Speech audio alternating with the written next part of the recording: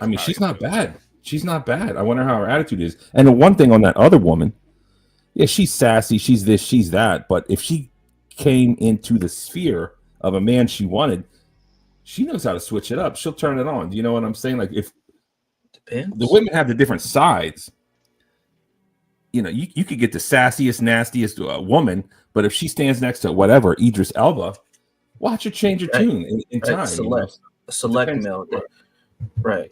So they'll do it for select men, but they won't do it for the men that they may be most compatible for, and that's part of the problem. That's why they're outnumbered now. Yeah, they think they qualify for a better man. They don't. Exactly. You got to swim where you can. You got to stay within the side of the pool that you can manage. And a lot of women have been empowered to think that they can just swim throughout the whole damn pool, and they can't. And it's the same for men. That's why I think, you know, I do kind of think John's idea is a little bit closer to the truth, because I truly don't believe a woman should lower her standards for a man. If a woman wants a certain type of man, she wants a 6-foot guy, you know, make 6 figures with a 6-pack. I'm not about to sit up here and tell her you can't get them, but you might got to share them. That's the reality. You might got to share them. Or they might have to make adjustments within themselves to get to that man. They might have to do both, honestly. That too. They still might have to do both, honestly. They might have to do both. It's tough out here. I feel bad for you women. I really do.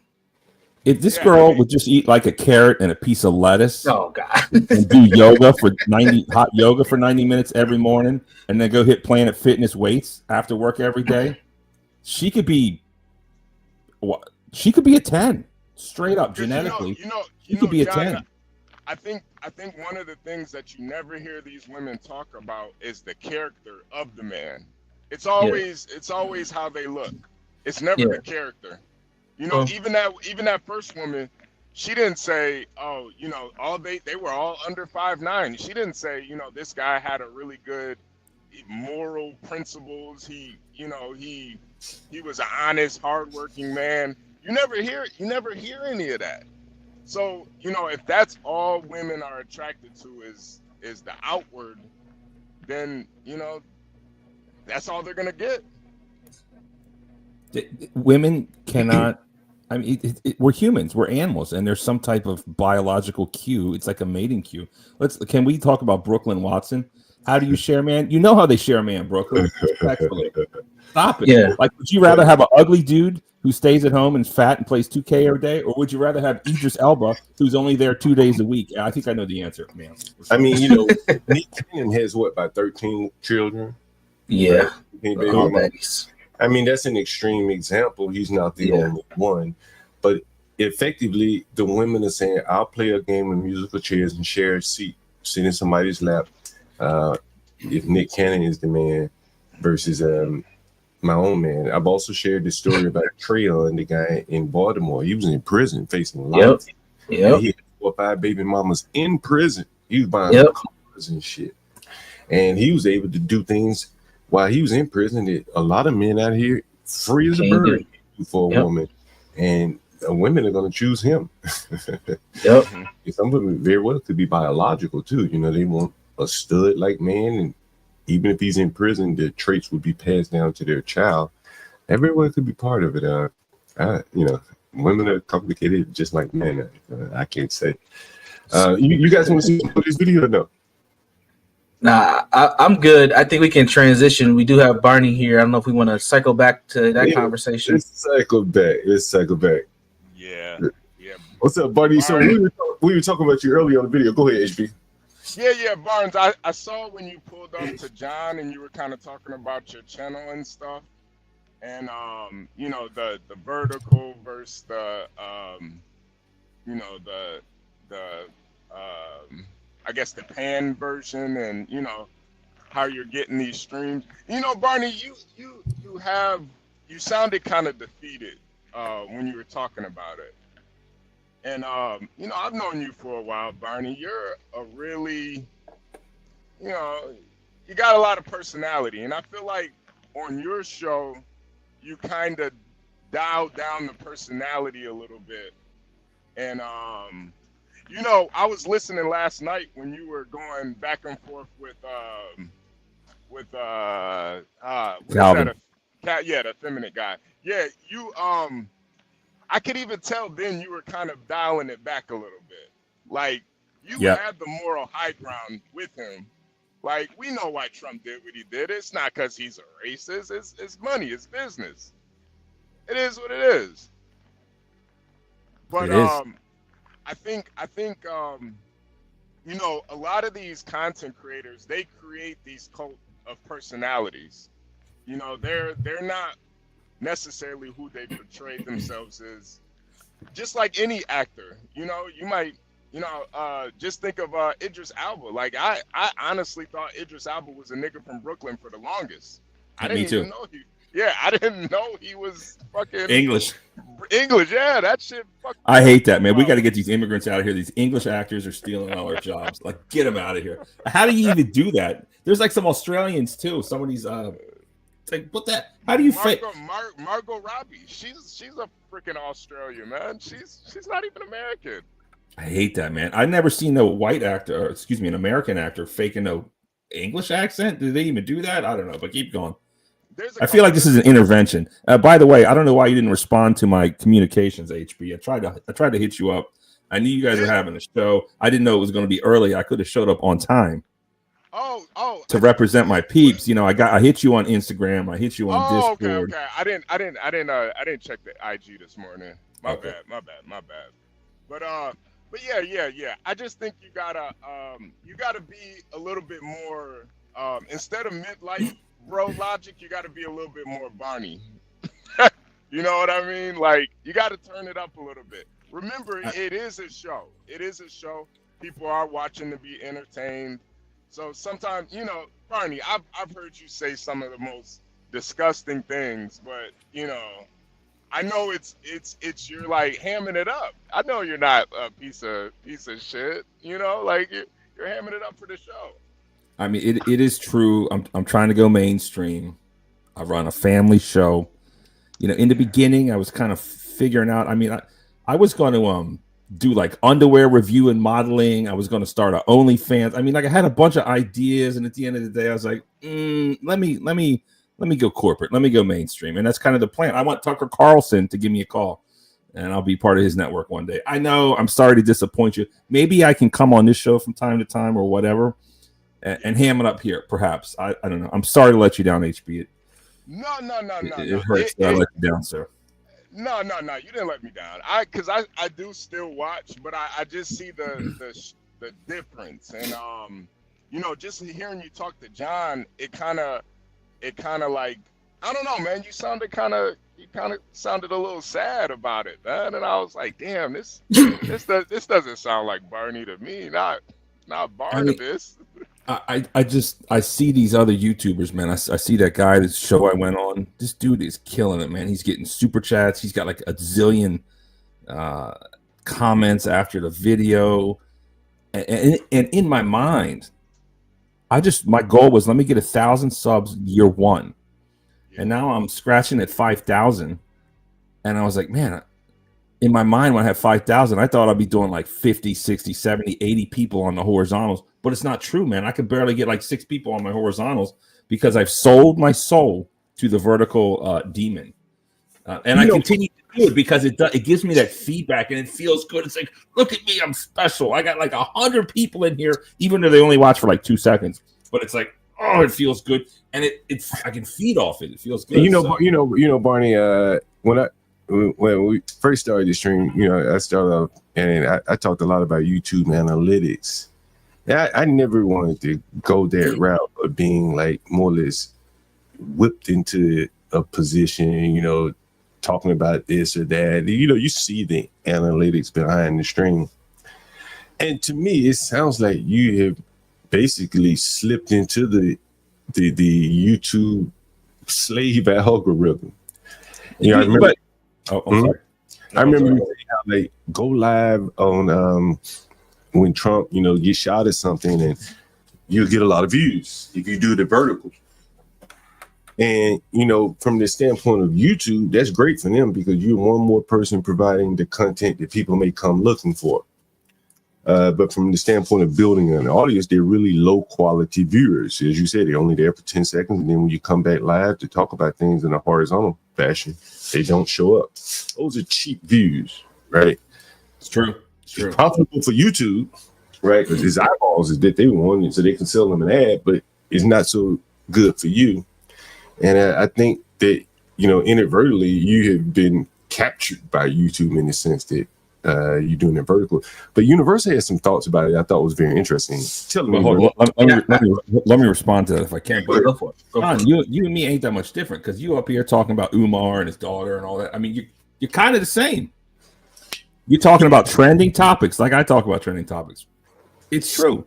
Mm-hmm. And everyone wants to hear about Umar, that daughter, Sinji had her on, what's going on with this hypocrite, this charlatan, this race hustler. Where's the school at, Umar? I mean, that shit is hot, at least in the blackosphere. And for some reason, I like it. I'm not sure why, but I am very interested in it. Okay. But like if Trump gets shot, right? Yeah. But that interests me. Like the truth is, that's interesting to me. And here's the thing. Here, in my defense, if Trump gets shot, I'm going to watch videos and talk about that in my personal life. I might as well just do it on YouTube. It really does interest me. I think the biggest difference though, Barney, is John doesn't hold back. Like we literally watch John show a dead body on live. Like he's not gonna. They got to hold me back. Yeah. We literally got to hold John back. Like John, you can't show niggas dying on stream, man. You can't show dead niggas on stream. Their brothers did that. What was his name? The boxer. You're talking about Max Kellerman. No. Who are them two brothers? The Jake Pauls. Oh yeah. You don't remember that, or you don't know about that? No. So these Japanese people, they delete themselves all the time for some reason. Societal pressure. Oh yeah. When you went to that forest. There's a forest where it's like traditional to like finish yourself off. Yeah. Where you just hang yourself in a tree in Japan. I don't know, Mount Fuji. I don't know what it is. He went up, sure enough, found one. He's like, "Yo, this is content," and I'm like, "Yeah, it's content." But he got banned for like a while. So you pulled a Jake Paul, John Galt. Yeah. But anyway. But I think the difference though, Barney, is that you do kind of tame yourself. Like even in that conversation you guys were having yesterday, you brought up Hitler, and it was a very good point. And I felt like you kind of had to reel it back because you didn't want to scare the audience. But sometimes you got to be a little controversial like that, man. You gotta be authentically yourself. But I'm really trying to break through to these people that had this inability to think, right? Like, I don't think Trump is a racist. Like he did some things. Like I know what he did in '73, but I think it was just for financial reasons. And we're gonna sit here and live in this world that's not reality. Like that's the problem. Like and I'm trying to break through.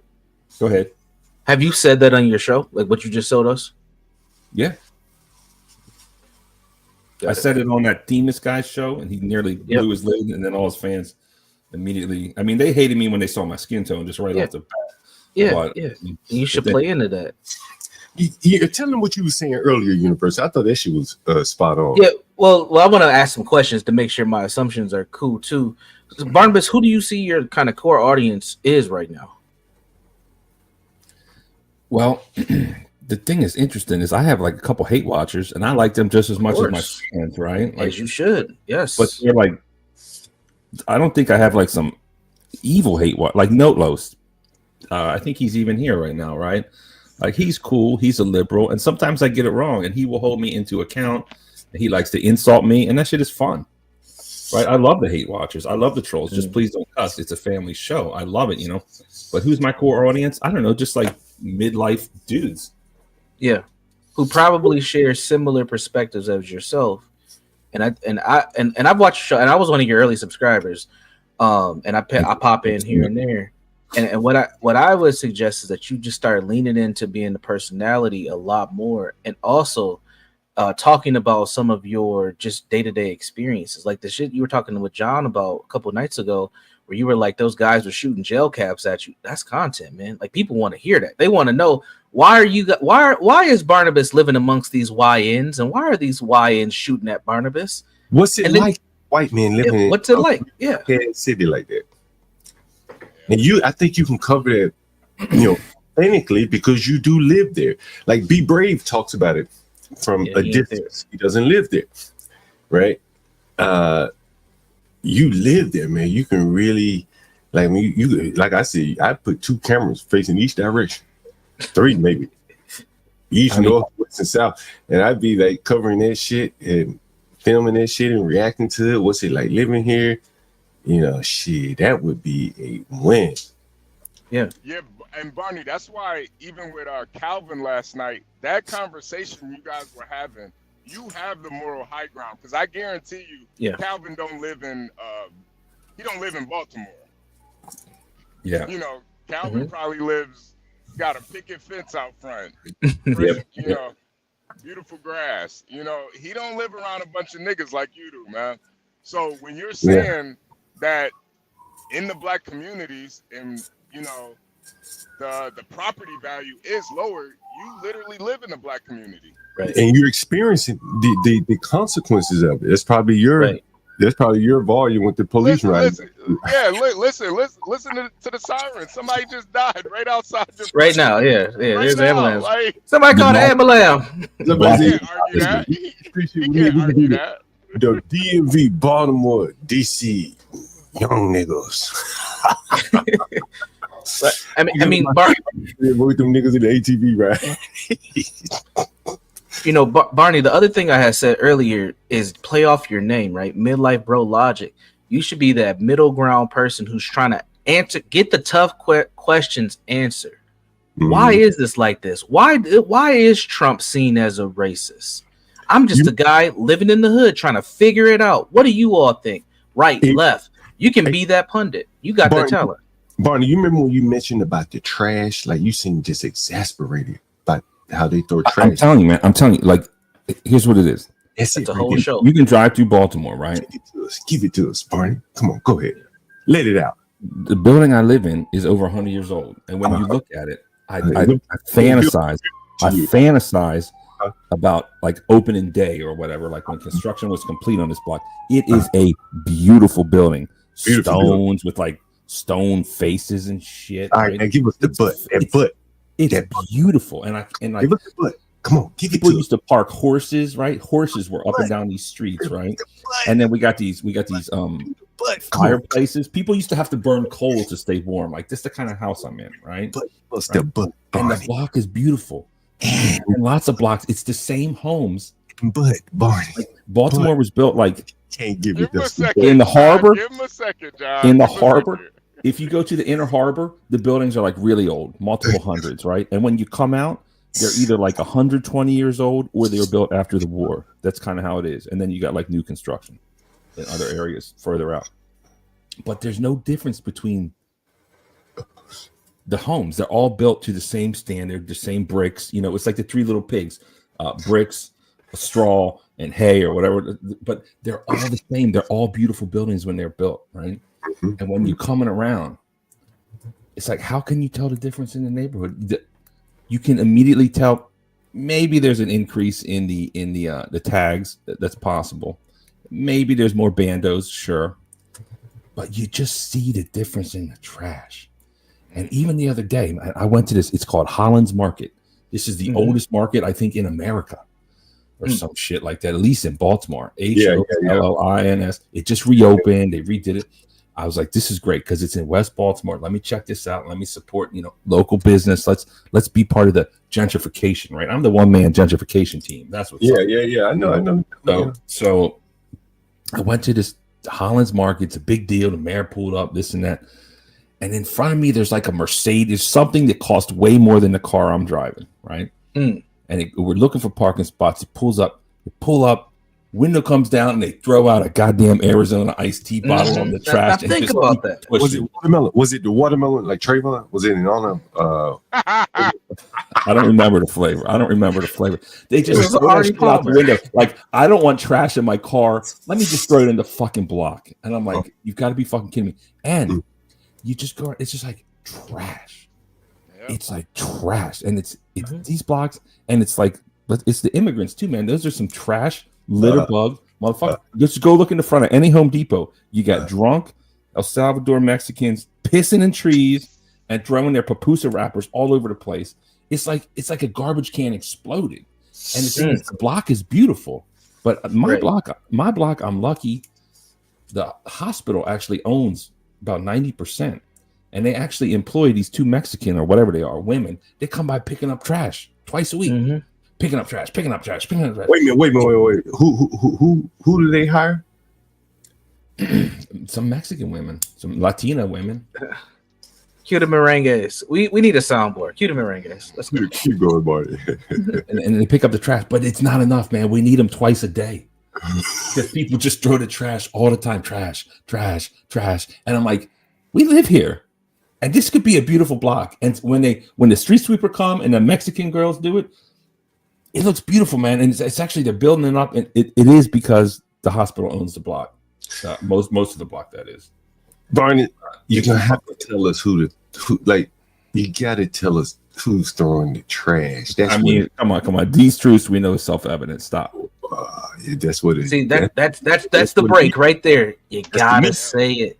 That's it. See, Barney, that's what it means. You gotta say it, and guess what? Because then the guy, like the real feminine man that you went on this show, then that's what make those hate watchers come over, and it will also pique the interest. Well, why is this for those other people? You gotta say it. You want to do it with me? We could do it together. Like, we both kind of similar position, landlords, similar properties, yes, shit. Shit, we both live in. What do you want to? You want to drive? What we should do a game? We drive around. We each of us take turns driving. Put a blindfold on. Take the blindfold off for 2 seconds and see if you're in the hood or not. Put it back on. I could be your buffer, right? Like, to let you get it out. I'll be like your black buffer. You know. Hey yo. Well, you walk it up to the line and I just dunk the ball for you. So go ahead, dunk it. You know what the answer is. Dunk it. I'm Scottie Pippen. You could be MJ. You got the pass. Go ahead. Right. I lay up. You lay up. You throw me the alley hoop, and I just dunk the ball. Dunk it right now. Dunk it right now. John Stockton and Karl Malone. That's like the perfect combo right there. The mailman. Somebody come up there and walk around with you, Barney. Barney, we know it's majority melanated people. We could say that. We could say it's majority melanated people, man. And but why is that? What is it with this culture of littering? Why is the culture of littering? Like, seriously. But hold on. Here's another thing. Hold on. That could be. Let me say this. In the defense, right? Mm-hmm. We have one trash can on this block. Mm-hmm. Like, it's like welded in, cemented in. So it's a good one. Mm-hmm. There is an effort, I will admit, to put trash in there, but it's always like overflowing. Like, my cup runneth over of trash. Does anyone remember that thumbnail I had with the turned over trash can on Martin Luther King Avenue? Anyone remember that? That thumbnail I had, the turned over trash can. Yep.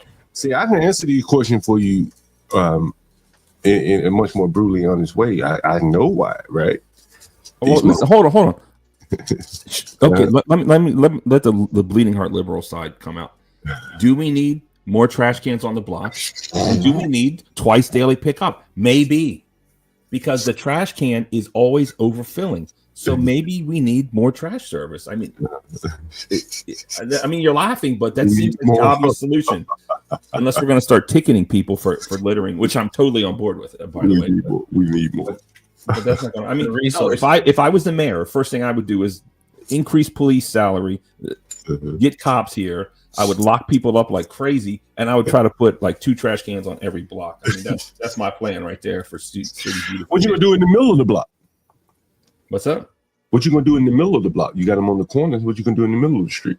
I mean, let's put 3 on a block. Let's put, we'll put 1 in the middle on one side and 2 on the end on the other side. Let's do it. I mean, you're laughing, but if there's trash everywhere, we need more trash cans. I mean, if I get my numbers up, I'm going to run for city council or some shit, and I'm going to. You should. You should. I want you to come by, John Galt, and carry my sign. Vote for Barnabas City Council. Barney, do you really have political aspirations? Really? Yeah, if I thought I could win, absolutely. I would love to be city councilman. I'd love to be mayor. Could you imagine Barnabas mayor? Do you think you can win by being honest in a city like Baltimore? No, that's the problem. Yeah. Okay. Now I get. But maybe, probably not. But maybe I could parlay that into like I don't know, a radio show that we have out. We got that WBAL. It's pretty good. Like that. Kimberly Klasick. She did that. She's a failed politician. Yeah. I like the person. But he has a look, but I think you can. I don't even think you need to leverage the politics. I think you need to do the reverse. Keep doing the media and have and develop enough sway media wise, even locally, to have political sway. I think what you're doing now is important, but you got to step over that line. Like you're gonna have to. No, but it's good. It's interesting you say that because I do want to start getting.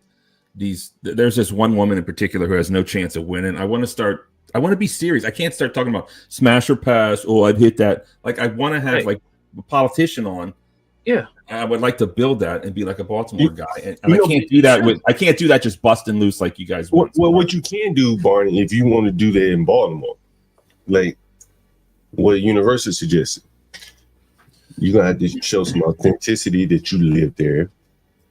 People are going to have to want to come and listen to what you say about living there. And you can do that on the vertical. You could do that like this. But that would be people that really want, those would be more quality viewers than, say, doing the Trump news, right? You maybe even can feed off of the Trump news into your vertical stream where you are advancing your political goals, right?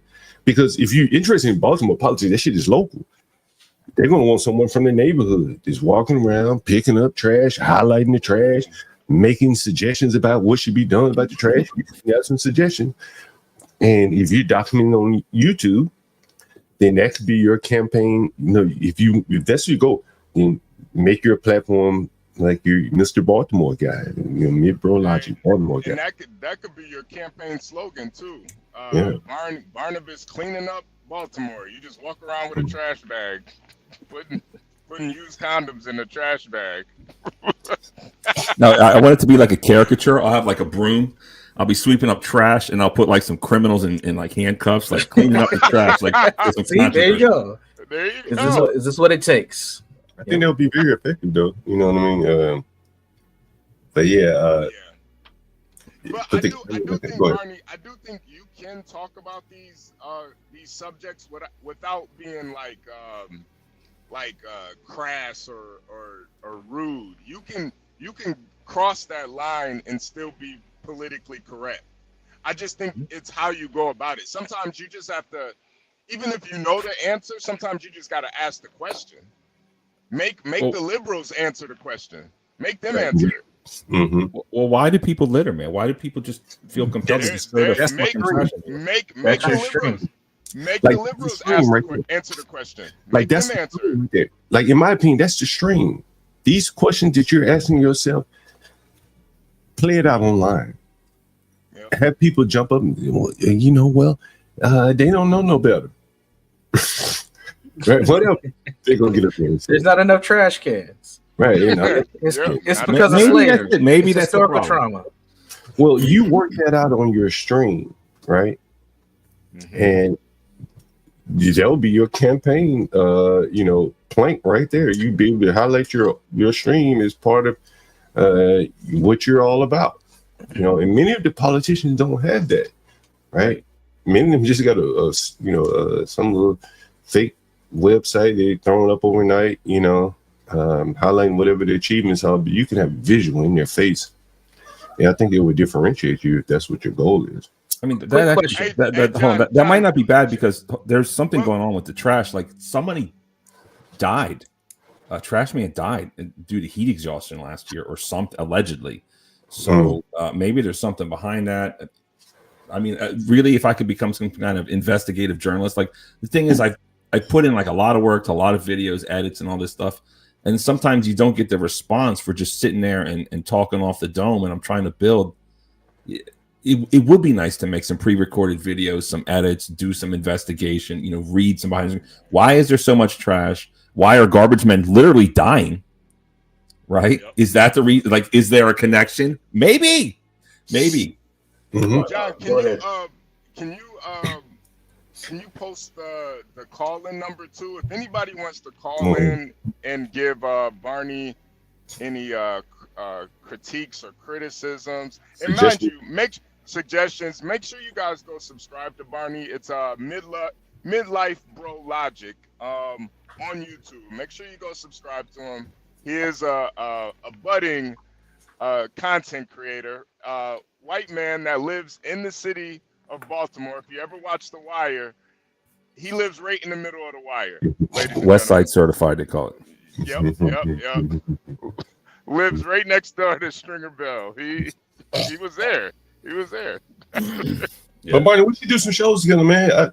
I think, as a landlord, you're in Baltimore, I'm in DC. We could do it either in person or over the phone. You don't want to call in, like on a panel like this.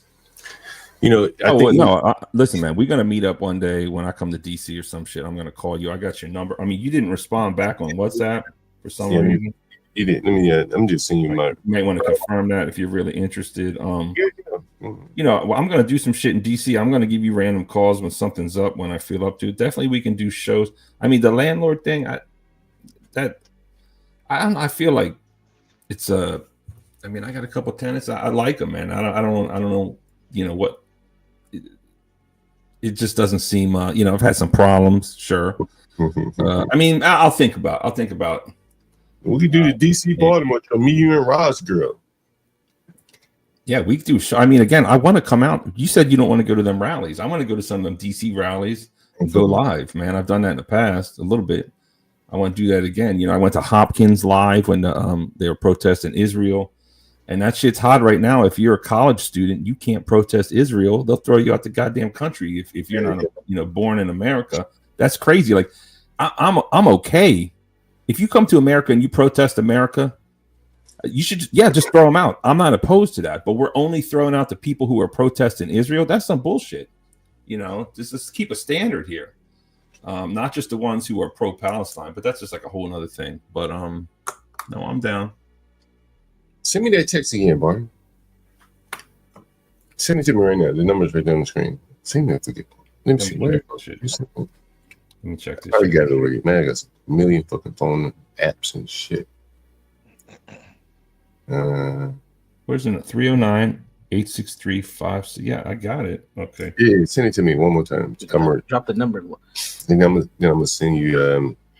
I get you on WhatsApp. WhatsApp is cool because like you can send pictures and videos, and I got a Samsung. For some reason, they haven't figured that shit out. But on WhatsApp, you can do it. And I think I got your number too. Yeah. Let me show you guys this. What were we talking about? Well, we talking about Barney. I guess we're about done. Yeah, we're pretty much wrapping up. Barney. Yeah, you're officially black now. I called you Brownie. Stick with it, man. I think you got a lot of potential. Like I said, I've been a subscriber to you for a while. You sound real defeated on that stream the other night, man. Keep pushing, bro. Don't give up. Keep pushing. Yeah. We got you. Listen, here's the other thing. Here's the other thing. The building I live in, I got tenants, and that was late at night. So I'm like, you didn't want to. Okay, I don't want to like sit here and be like, why are these black people littering all over the, and like I don't want to like wait. Could you imagine if you were a tenant and then you're your landlord like going talking on shit. and on? Talking like this. Yeah, you didn't want to get your ass beat. Barney, I just play. Barney, maybe invest in some soundproofing foam for your area. Like put some foam on the ceiling and on the walls, just so you can turn up a little bit. Just so you can turn up a little bit. I mean, I can turn. I know their work schedule, so we good here. Barney, I went on John Ward's show. I never watched it before. Who? Somebody, John Ward. Show it. Anyway, Anyway, he has about 175,000 subscribers, give or take, right? Damn. So I'm on this show, and right around the time that you were on Famous, because I saw you on Famous live, and I saw, I was like, man, the guy's, he's a little flamboyant, and a little bit, and so maybe a day before, a day after, I went on John Waters. So as I'm leaving the show, the guy says, hey, John, come back on the show. We like to talk landlording with you, landlording in the inner city, right? That's my shit, right? That's kind of, what kind of distinguishes me, I guess, from, the unique content that I have, what I'm saying? It ain't off the internet, my content. And I think for most content developers, I think that is the best way to go. That's why when you put that camera outside your bedroom, people were like interested, like, what the fuck is about to go on out there in Baltimore? And that's some unique content that you would own. You might fucking catch a murder or anything out there. Fights. I've seen it. There's a dead body three blocks away. That's what I'm talking about. Yeah. That's the money. That's the money train right there. Kimmy says she has soundproofing in her bedroom. Wow. All right. Oh, there you go. I guess the neighbors don't know her husband's name. Yeah. Go ahead, Kimmy. Wow. You're like, I used to call in WBAL all the time. It's your Baltimore radio station. You ever call in there? I don't. Oh man, I used to I don't remember they had a call-in segment, but they got. Oh shit! I haven't listened to a while. Hell, I used to give them niggas hell calling that motherfucker. That black nigga, I pin his ass up against the wall. I make him just duck and dodge, and I said, "Who doing?" They're all conservative. They're all. It's all conservative. Right that nigga there, he ain't no conservative. The whole radio station's conservative. They go in. That nigga ain't no conservative. He shield for the blacks, and so I call in all the time, and I pin his ass up against the wall, like, who doing the crime? Who's doing the killing? Why you just call him children? Yeah. The juvenile is a problem, man. They let him out the same goddamn day. Like Ryan said, the juvenile. Anyway, man, let me show you guys this. Universal HB, feel free to chime in, whatever you think about this. This is Fresh and Fit, a clip from Fresh. I wanted to. And so this is a caller calling in, and he's basically about to pin Fresh to the wall here. And I just want to get your opinion on this. Fresh. I wanted to know, right? As a man, how does it feel to know that the only reason you're successful is based on the talent of Myron? How's it feel? Yeah, how does it feel to know that if it wasn't because you met Myron, you would still be working at Chick-fil-A or whatever it is you used to do? What was my last job? Your last job? I don't know, man. One time I heard you say something about Chick-fil-A, but I don't know, something that wasn't as successful as what you're doing now. That's what it was. How does it feel to know that if Myron was to like just not be cool with you no more or fell out with you or something like that, you would be done? Like you wouldn't be able to make money anymore, you wouldn't be able to sustain your lifestyle anymore, because the money you make now is 100% based on the intelligence and the talent of Myron Gaines, not yours. What's the show called? It's called Fresh and Fit. Okay. Just wondering. Yeah, but can you answer my question? I mean, you're kind of saying like random stuff. Can you answer my question? What's the goal here, my friend? What do you mean? The goal of my question? Yeah. What's the goal here? Well, the goal is because I wanted an answer to it, but it's also kind of crazy to me that after everything Myron has done for you, he's made you basically made you rich, and you still kind of snake him a little bit, like that whole Zerka thing, the things you say on Twitter, like those little shady, anybody who's got half a brain can kind of see what you're getting at, and it's kind of like this guy made you rich, and for you to still be so unappreciative. I mean, that's kind of crazy. I mean, kudos to Myron for staying loyal to you and still fucking with you, but yeah, that's crazy, bro. So you think I stink Myron? Do I think you what? Snake Myron? I think you shade Myron because, for example, like we know Myron is cool with Zerka. We know Myron is cool with, NF. You know what I'm saying? You know who I'm talking about. I don't need to say the full name.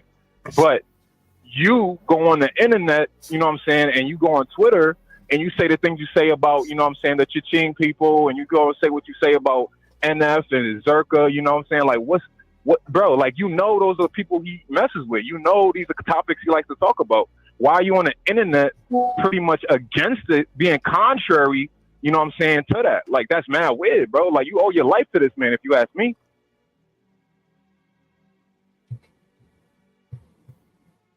Wow. What y'all think about that clip? He got punked by a caller. Yeah, I don't really watch Fresh and Fit too much to really know the background to all of this. Well, Universal, what you think? I think he got punked by a caller. I think he kind of took. I think he knows that this is true. Myron is the A mic on the show, and it's okay to be a B mic when you have a successful show or have had a successful show like Fresh and Fit. Like, they've done numbers, and that's okay. It's okay to know your role, and it's okay to play your role. I think he's trying to take the high road here, and he's going to take the L because this caller is not the only person to see that or point that out. And if I was him, I would have just addressed the caller directly instead of ask some of those softball questions like, "What's the name of the show?" Like, listen, I'm here. I'm playing my role. We do this show. Yes, Myron's been a huge success, part of the show. But at the end of the day, I do my part and just addressed him straight up like a man. And so he kind of took a coward's way out to me. Yeah, that's what I was thinking. From, I guess his name is Fresh. They've grown to this point. He was part of it. Some of it he had to play a role. It was as if he couldn't even defend his part of it. Yeah. Right? Like, dude, you've been there. Your name is in the title. Defend what you've done to help. Stand on business, Nick. He just stood there and just took that shit from that dude instead of, giving back some. You had to do something there, presumably, right? Like, you got nothing. He just jamming you, and you just can't respond. You're responding with questions. I think it showed a sign of weakness there to the point where Myron probably should have come in to save him. Myron wasn't going to save him. This reminds me of a few things I've seen in my life. One of them is, I got a few examples here. I used to have aquariums, right? The fish tanks. I love the fish tanks, especially them saltwater fish tanks. They're beautiful. But if you got a fish, they could all be the same or whatever or different. And if one of them fish starts swimming a little gimpy, like it's sick, I don't give a shit what kind of fish the other ones are. It could be any kind of breed of fish. They start attacking and just eat.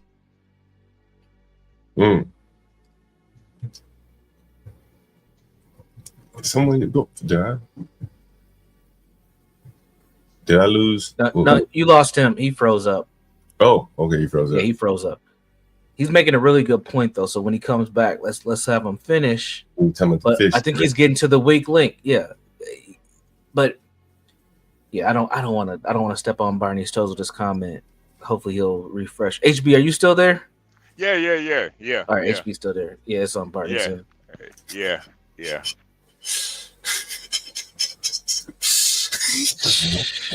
Man, all right. Go ahead, John.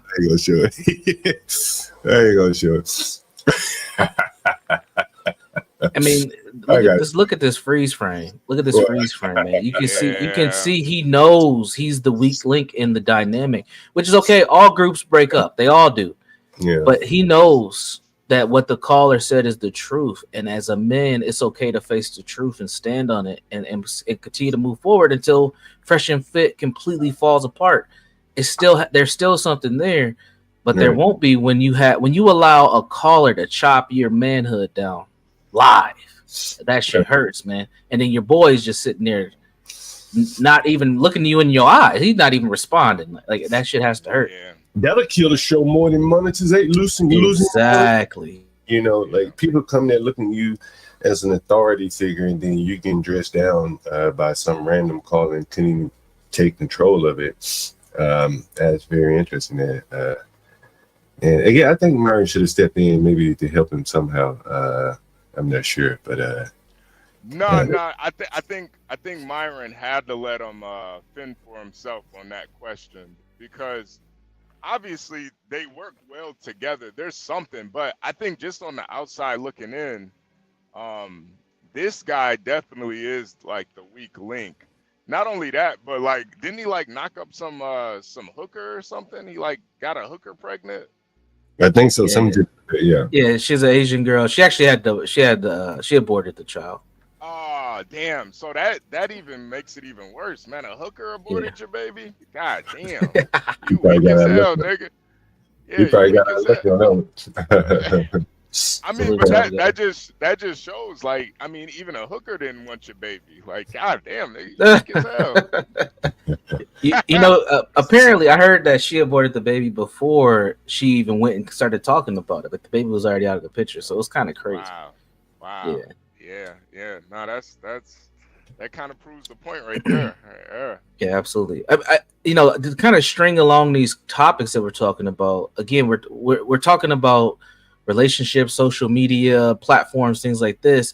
This is a good case study. These dudes built something. To me, it's very frat boy like, you know, audience and behavior, and they tied in some of the red pill. And and what I've been seeing from at least Myron, they're starting to trail off into other lanes. And sometimes that's what you have to do in these spaces. You have to just grow and go a different direction.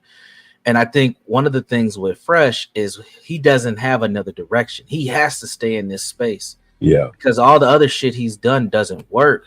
And I think that's why this call hurts him so bad, because he knows it's true. And if I was him, I would start reinventing right now something, or hell, start speaking up more and becoming and having your own perspective on dating. So when Myron goes off and does his super, stints, at least you're still here for the rest of those Fresh and Fit fans to have something to lean onto. So, well, I think they say he's starting a website or something like that. So it's quite possible, he's working on something. I don't think it's going to come fast enough. I suggested early on, like, I don't think Myron was killing the show because he has to do, where his passion is. But his passion more or less leads them to have to get rid of that show. They can't do like that. Yeah. Very interesting. Very, very interesting. I seen somebody ask if we're still going to do Umar. I got some time if we want to still dive into it. It connects right back to relationships and social media again, so we can if y'all want to. Go ahead and do Umar. You got the link, University, you put it in the back?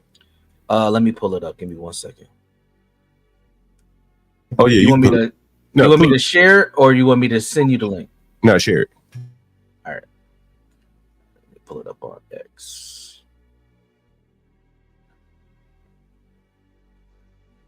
I saw the child support piece part of it. Yeah. All right. So what we're getting ready to share here is Dr. Umar Johnson responding to his recent controversy where his oldest child has come out to pretty much call in there within their life. And Dr. Umar's responded a few times, and then we're going to look at one of his responses. But also his daughter has gone on Cynthia G's channel to continue to air him out. But we're going to look at Umar Johnson's response to what's been going on, what's been happening. Pull-up season. So let me say this about the baby mama drama. There is a silver lining in this Mama Smurf, Baby Smurf scandal. There's a little piece of silver lining in this Mama Smurf, Baby Smurf scandal. And the little piece of silver lining, Amsterdam Africans send the invite. And that little piece of silver lining in the Mama Smurf, Baby Smurf dishonesty tour, dishonesty and revenge tour, the Mama Smurf, Baby Smurf dishonesty and revenge tour, the only silver lining about it is y'all making me go after my baby girl 50 times harder. Y'all making me go after my baby girl 50 times harder. So I done already sent the message to baby mama number 2, Miss Vegan. Baby mama number 2, Miss Vegan. Baby mama number 2, Miss Vegan. You have 2 weeks to produce my child who you've been keeping from me while I've been paying child support. Just like baby mom number 1. It's deja vu.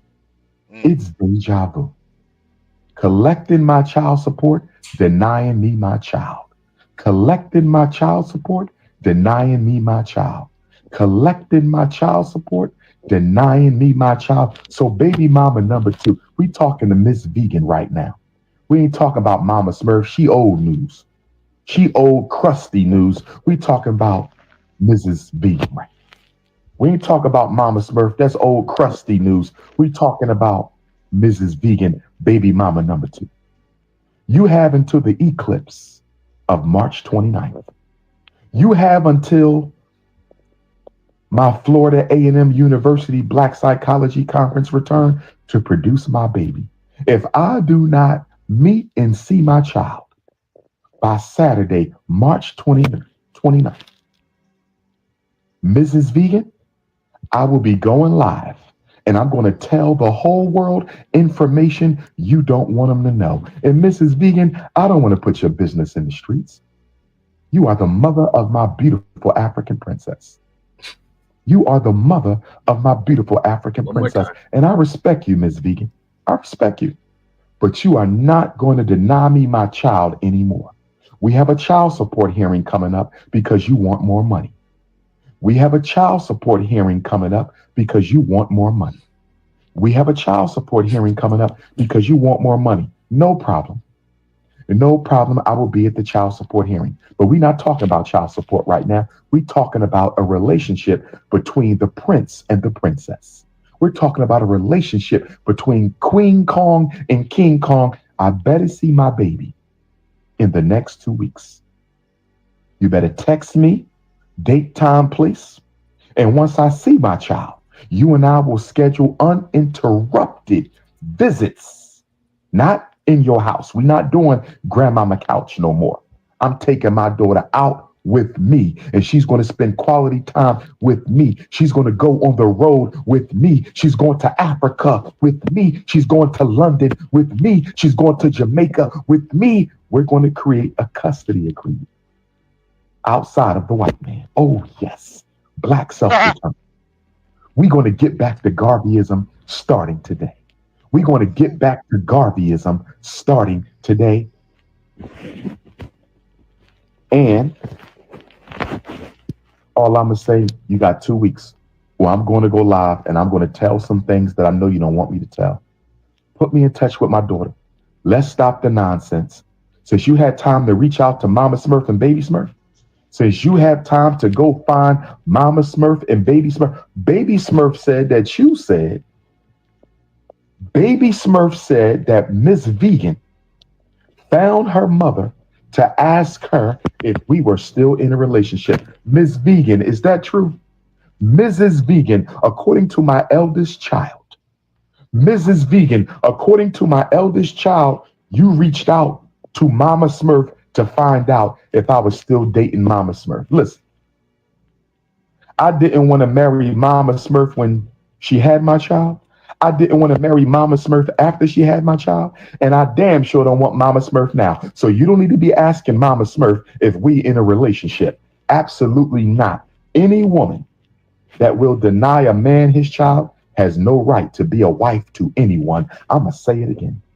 Any woman who denies a man a right to see his child has no business being anybody's wife. Black men, it's time to unite. Wow. What? Black men? What? John, you ready to unite with him?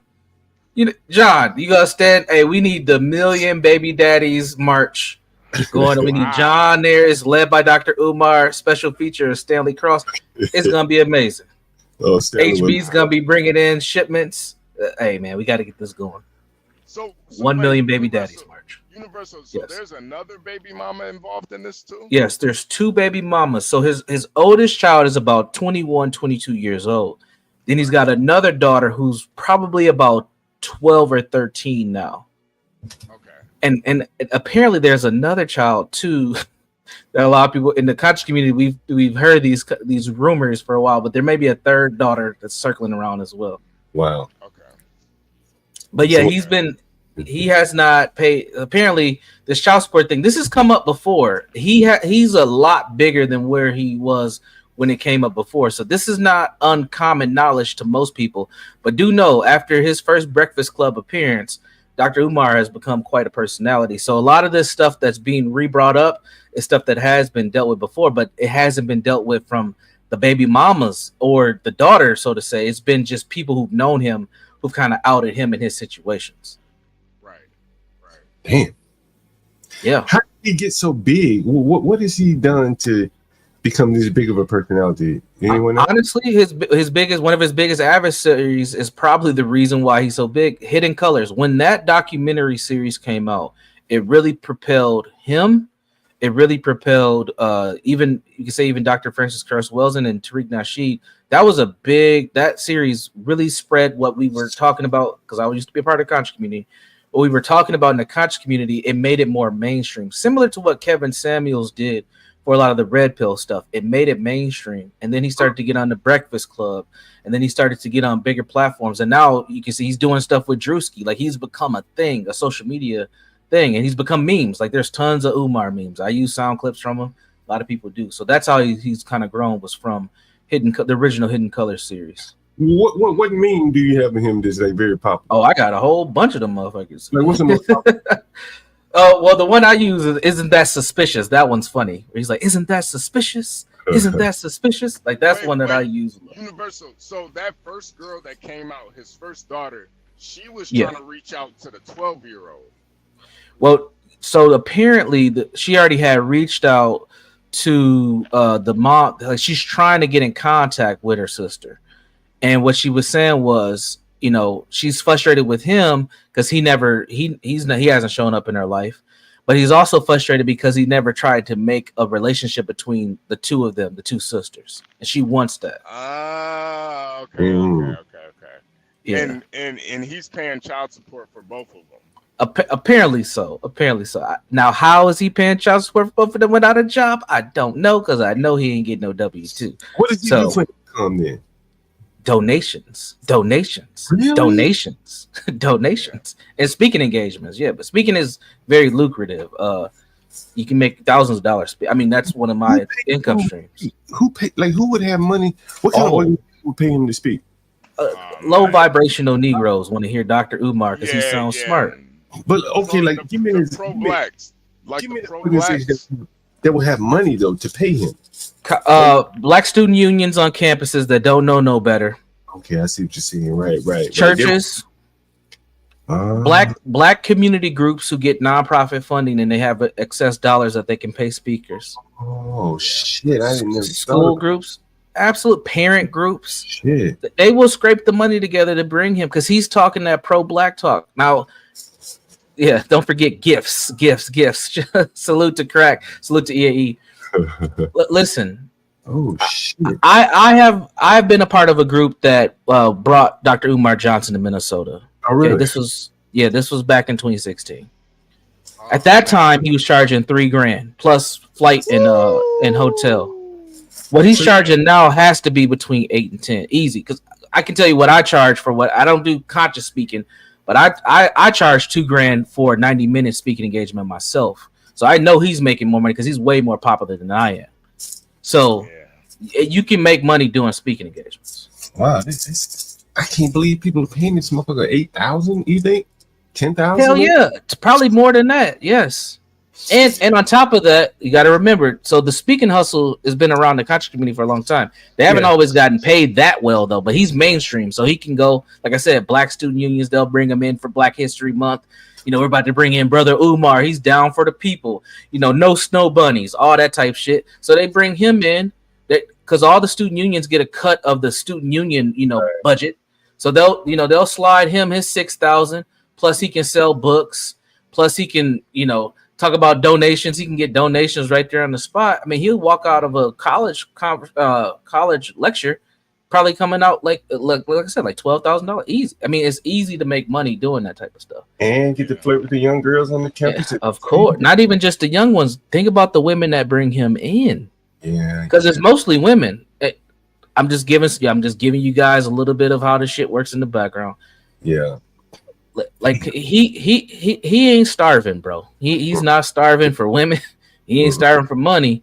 Now I don't know if all his stuff's legal because you just sending donations through Cash App. Like, is that shit through a LLC? Like, how are you doing all that? So he probably is on the hook for some child support, but it probably ain't what it probably should be.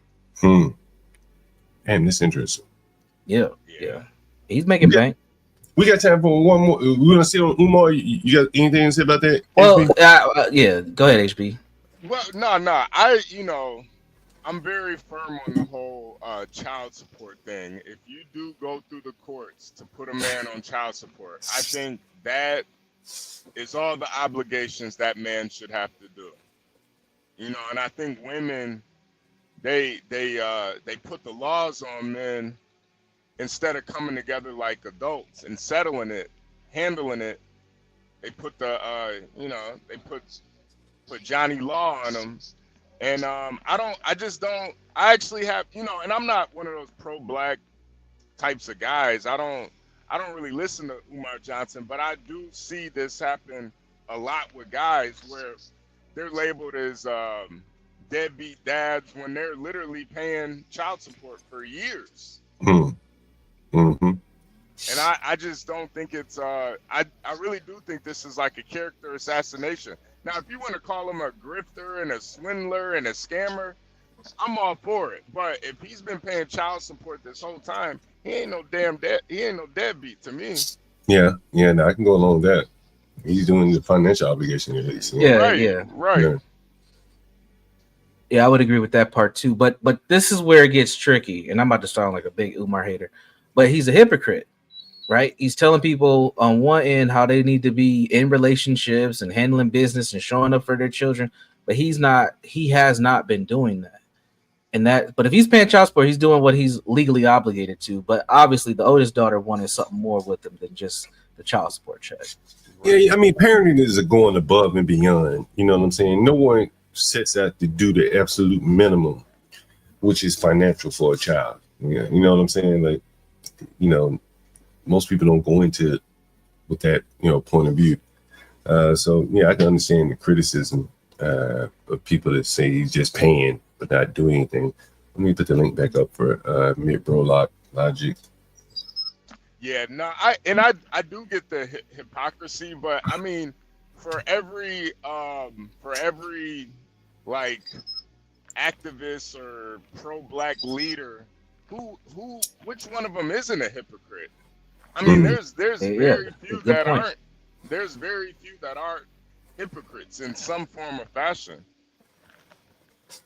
Yeah, that's a good point. But and maybe that's a topic for another show. Does the quote unquote black community need leaders? Because when you look at other groups, they don't have leaders. They have people in positions that do things, but for some reason we strive for a leader. Hey, HB, did you hear Academic's version, his take on Umar? I didn't. He was like, look, man, shit, he's dedicated his life fighting snow bunnies. And some things are going to fall by the wayside. Raising children may be one. A relationship with his baby mama may be the other.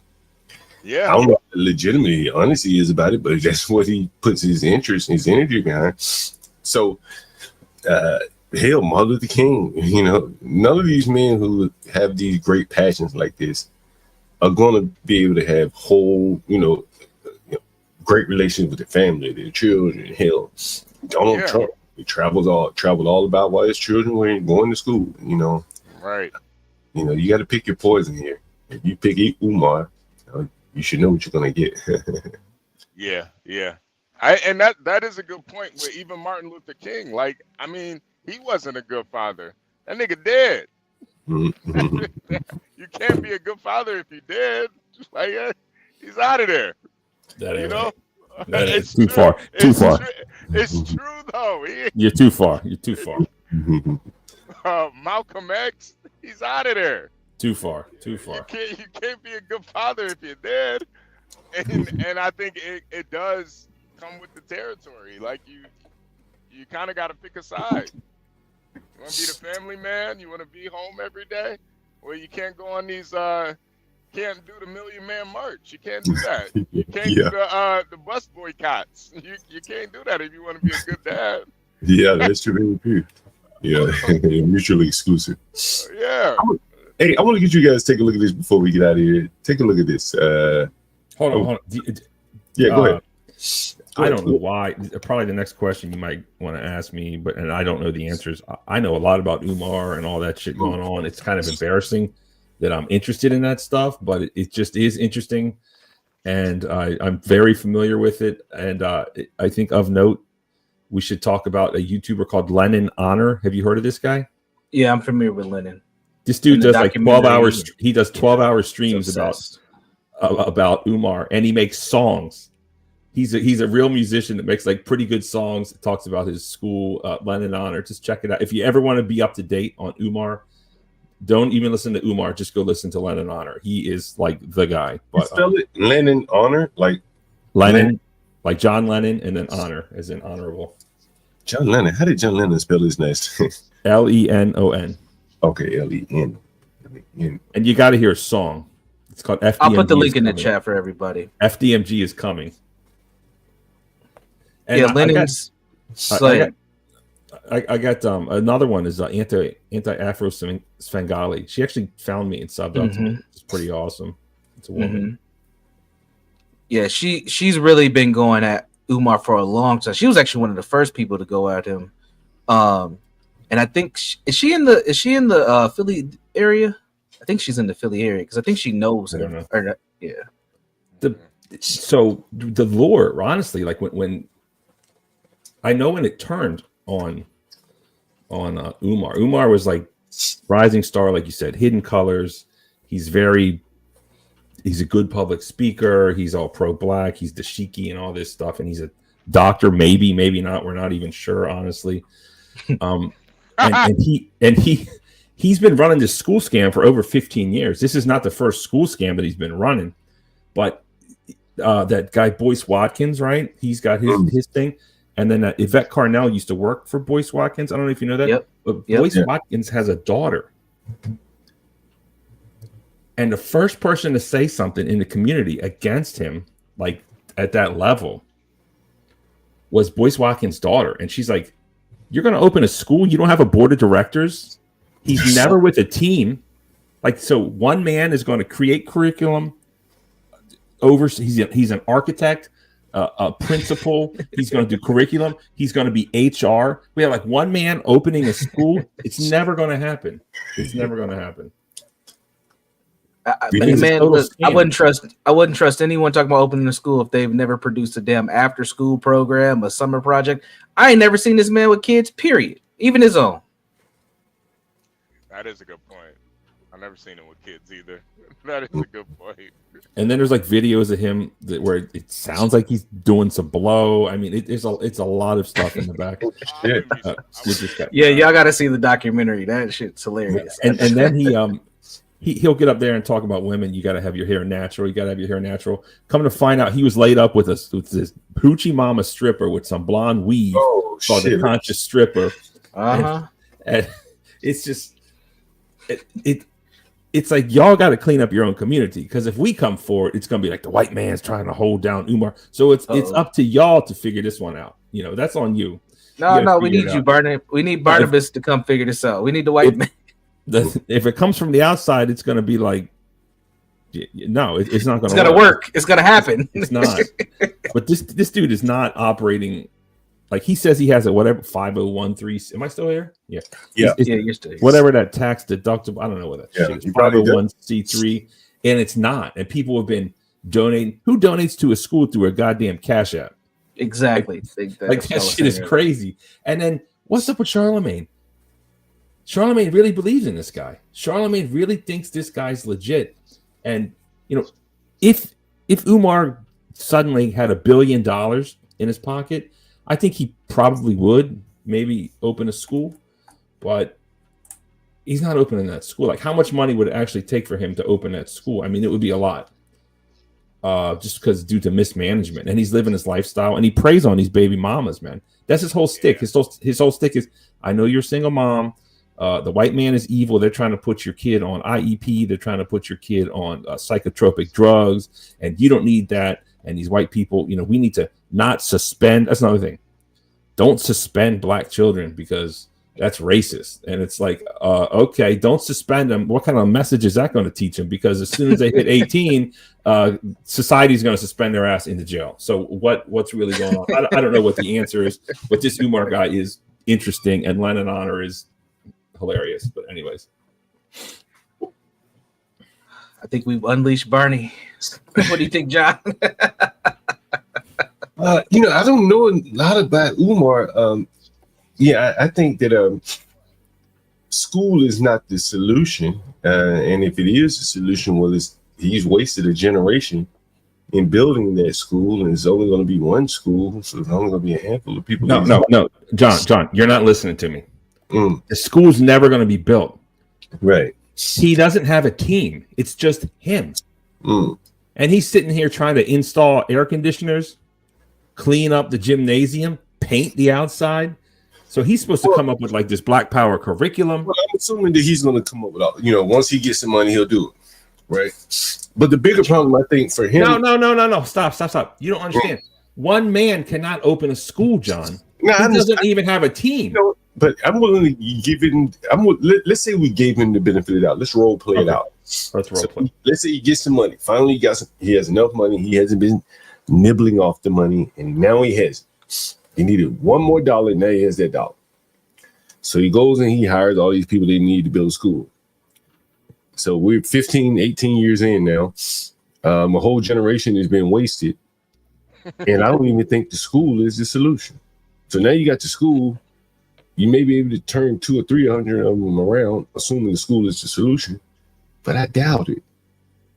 The odds of him coming up with a solution to solve the black problem is, you know, unlikely. And he seems to be, to me, kind of like the guy whose show you on, and Sharon Bracey is an example. I went back and looked through all the super chats of the famous guy whose show you was on. Because, you know, I've been thinking about this shit a lot. It was almost exclusively women that gave him super. Did I text you guys? Ding, ding. Did I text you? You didn't have to. I did, but I text you about this shit. No. He only has female fans. And he exalts the Black Queen, this demon guy. Yeah. They're all rabid fans. He has no hate fans, and they pay and they watch. I mean, yeah. I'm jealous of this dude's, like, success. Nigga, he's the only one. Like, there are very few people out in the world exalting these black women. And the people that are have figured out a way to monetize them. Hell, that shit ain't true. Right? That shit ain't true. Just like Kendra G brought 95 desperate women and 10 men. That was a right? He's hustling them too. Sharon Bracey hustling them too. They all got the same kind of MO if you really pay attention. So when you look at things and you compare yourself to him, you're like, well, how is he getting on his super? Niggas, he pimping black bitches, desperate black bitches. You can't do that, right? You know, I don't even think you can look at him and compare yourself to him, because he going down. Obviously. I like his numbers, right? Like, can I have his numbers, but obviously different content is what I'm saying. Like, that's a quality audience, because he's going down. He's appealing to their emotion. You maybe you can't get there, but that's what you'd have to do to get them to open up their pocketbook and start sending super chats. If you're gonna have black women in the audience, you're not gonna be talking about no rational shit. You're gonna have to go down into the emotional, hit on the emotional heartstrings, and that's how he's able to get them to open up their wallet. You understand? But look, here's my opinion. Even a guy like that with his audience who is just completely against me, just trashed me and dragged me in every single comment, every single thing. I'm just like the worst thing ever. Still, they may have a good point here or there that I may not be able to come to on my own, or something to consider. They don't feel that reciprocal way as I do, perhaps. But at the end of the day, it was just I was kind of like cannon fodder. Get up there and look like a stupid Trumper. I kind of knew it going in, but I went back and watched the stream. I think a day after after you left, or the day after, they were like, "I'm glad that MAGA trash is gone." Yeah, you know what I'm saying? Like, he's appealing to like their heartstrings, bro. He's black, and he got the same problems they got. You can't, man. I can't even get down on their level. You know what I'm saying? To appeal to him, it's a circumstance that he's able to take advantage of favorably, in my opinion. I don't know what you guys think. I mean, he's got a product they like. Good for him. Shout out to him. He's getting it done. It's admirable that. Of course, I disagree with him, but it's something to think about. Yeah, Barnes. It's a grift, man. It's a grift. I don't think he's grifting, man. I think he's honest to himself. I think he believes everything he says. I do. I think he believes that Trump is this horrible, evil racist, and Trumpers are just all stupid and uneducated, and we don't know anything. I mean, I don't think he's faking it, man. I think that's his true self. I think I don't know. I mean, as far as his accent might be fake. I don't know what the hell that is. It seems kind of weird. Listen to him talk. You know what that is. You know what that is. I think we got a caller though. No. Go ahead. Oh. All right, Barnes. That just lets me know that he's really good at what he does. If you actually believe him. Oh, they're talking about the accent. I was going to say, damn, HB. No, obviously he's sassy. I'm not talking about his sassiness. Yeah. I'm not talking about that. But he has like this sophisticated. I think his dad's Jamaican, or he's some kind of something or another, Caribbean. I don't know what it is, but he has a strange accent that I can't quite place, and he's not really forthcoming. He's got that lisp, reality. Yeah, he's got that. That's for sure. Yeah. But yeah. I think.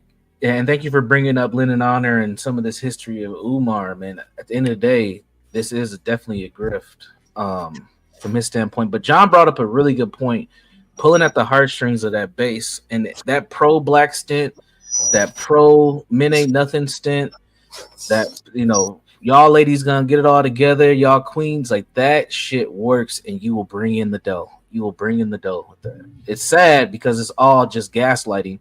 But at the end of the day, that's what they want. So your audience will pay for what they want. That's like who was that guy, the good-looking guy with the muscles, who's cheating on his wife? Derek Jackson. Yeah. Yep. I hate that motherfucker. I hated Derek Jackson. I hate to derive pleasure from someone's downfall and hard times in life. But when I saw that dude go down, I was like, I love it, because at the time I was dating this girl, and she's like, I'm listening to Derek Jackson, and he's telling all the secrets on you guys, and blah, blah, blah, blah, blah, blah. And I'm like, was she black? Was she black, by the way? No comment. But but fuck this Derek Jackson guy. Fuck this Derek Jackson guy. And he's sitting up here selling books about relationships. What's his book called? You Forgot Your Crown, Queen. I mean, bro, come on. Hey, Barney, we got a caller for you, Barney. Hold on for 1 second. I'll put him in. All right, hold on. Hello, can you hear me? Can you hear it? Hello, say hello. Hey, what's up? Yeah, go ahead. You said you had a question for Barney? Yeah, well, first off, I just want to let everybody know that Barney is a piece of shit. But he's respectable. We love him for what he does. But Barney, I'm telling you, if you listen to these guys, if you pay attention to what Umar's doing and what like Sharon Bracey's doing, the black teens are desperately wanting a white savior like you. Yep. You could do that. You could, but I mean, there's literally a multi-million-dollar industry just waiting for a white grifter to come in and save these black teens. Yep. Yeah. What you think, Universal? You agree with that? HB, what do you agree with that? No, you're muted. Maybe start like a swirl channel. What should I call it? Barney Swirls. Who's muted? HB. Oh, they both muted. HB and Jones. I mean, like how to pick up a white man in 10 easy steps. I mean, I can see that maybe. What would you call it, Snowman? This is Snowman on the line, by the way. What would you call the show, Snowman? Oh, I don't know, man. To be honest with you, white savior complex. Did you hear White that? Savior Complex, aka Avatar the movie and Dances with Wolves. Go ahead. Did you hear that? Yeah, I heard a little. Yeah, I heard about it. You looking for a title of a show? No, what he's saying, Barney could be. There's millions of dollars on the grift of like the white savior complex. Absolutely. Yeah, the white man coming in and saving all these black queens. They're desperately waiting for a white man to come in and be their voice. Mm-hmm. You can call it. You know what, sister? There, man. If you're willing to go against everything you stand for and actually grift for it. Now it's all about whether or not you want the money or you want the accolade. But he dates sisters though. He's dated sisters. So yeah, Barnes. And I think that's the irony. You actually are a swirler. So that would you could. I mean, Barney, if you really want to sell your soul, man. You really want those super chats? You got to go down. The money is there, bro. I'm telling you. Yeah. How much do you think I can make? Could I fire my boss and sell my properties? I mean, how much money are we talking? Yeah, in a year, easy. Hey, hold on. Night riding for dummies. That's crazy. That's it right there. Night rider.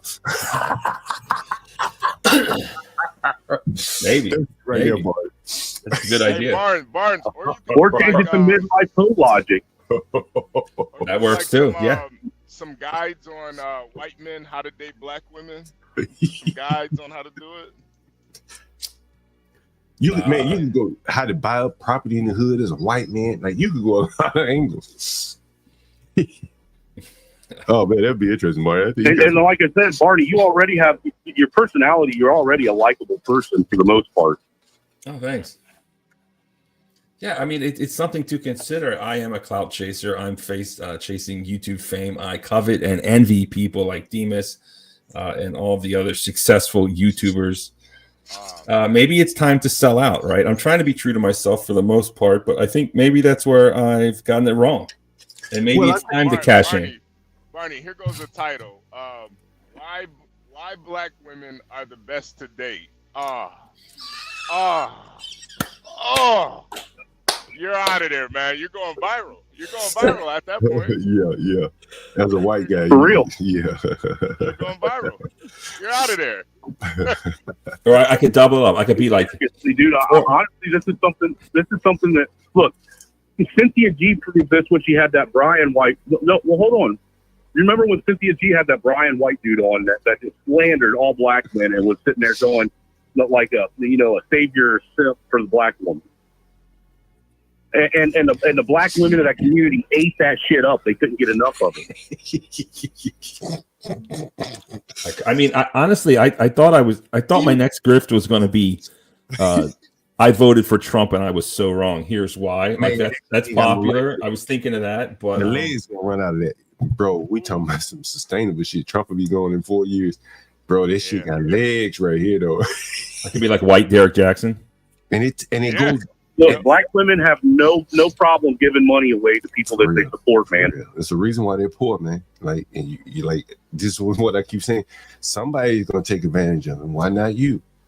Like what you saw on things that y'all. Dude, Dick Practice came up with the perfect name. Hey, see that in the chat? Chocolate covered crackers. The CCC, not the KKK, but the CCC. Yes. Oh, it's a thought. It might be the one. I think maybe we have a winner. I like the other one, whatever it was. Who knows? Maybe we're on to something here. Whatever it takes, right? Whatever it takes.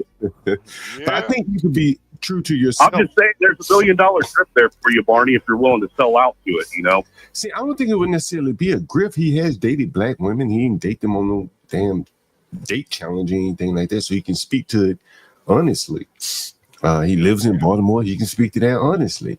He has aspirations to be in politics, so all he had to do is go around, clean up his neighborhood, talk about where he think are the solutions.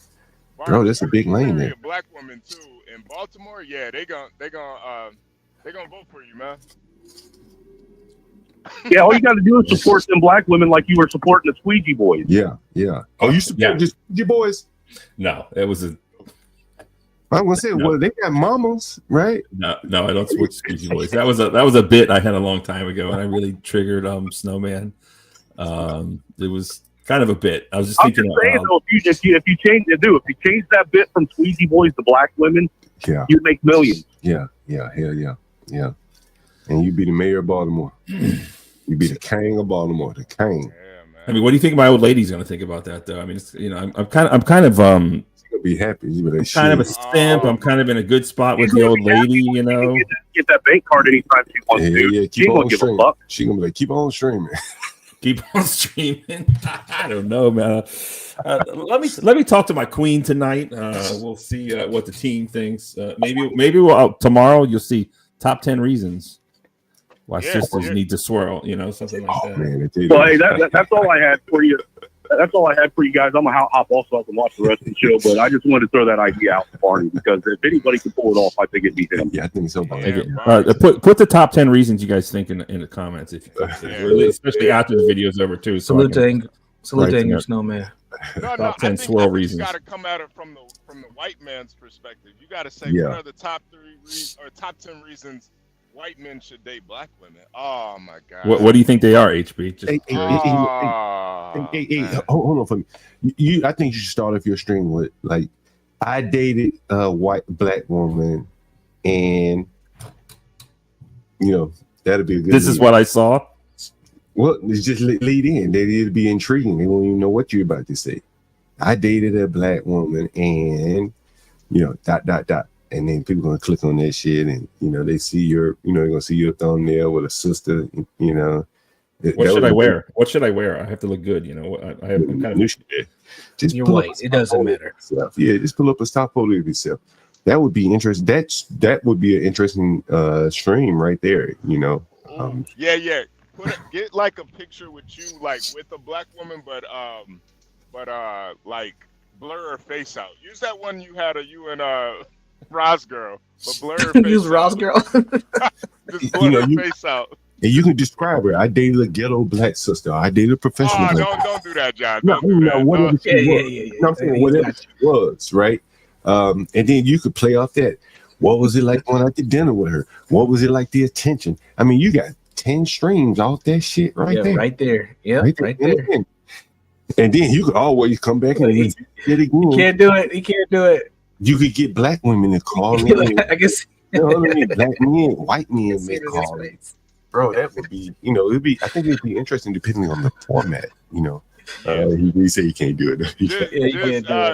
Just stay away from ghetto. Don't say ghetto, man. Don't say ghetto. Well, you know, or describe her whatever she was, you know what I mean? Like, you know, it's very urban. Yeah, I dated a soul sister. Whatever the fuck they soul sister. 1970. You know, she invited me to the cookout. There's your title. Oh yeah, I went to the cookout. This is what I saw. Like, did she have a perm or a natural? I dated a sister with a perm. What's it like dating sisters with perm? Natural, man. Like, you know, bro, that would be interesting. Man, you could do a whole show about just sitting at a restaurant. How many times did she complain to the waitress about things? Or if she didn't complain. See, y'all thinking about it from our black perspective.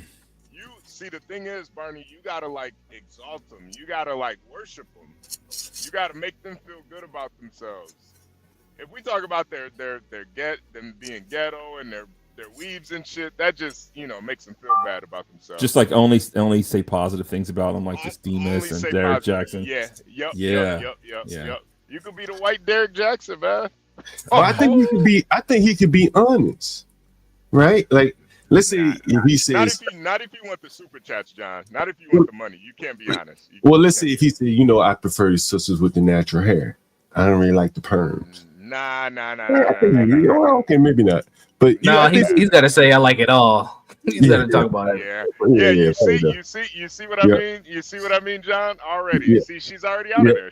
We're not. I ain't mean to bash. Because I do think it has to be like constructive. People aren't gonna come in to be bashed. You know what I'm saying? I just think you could be honest. You know what I mean? We'll do like top 5 hairstyles for your queen when you go on vacation.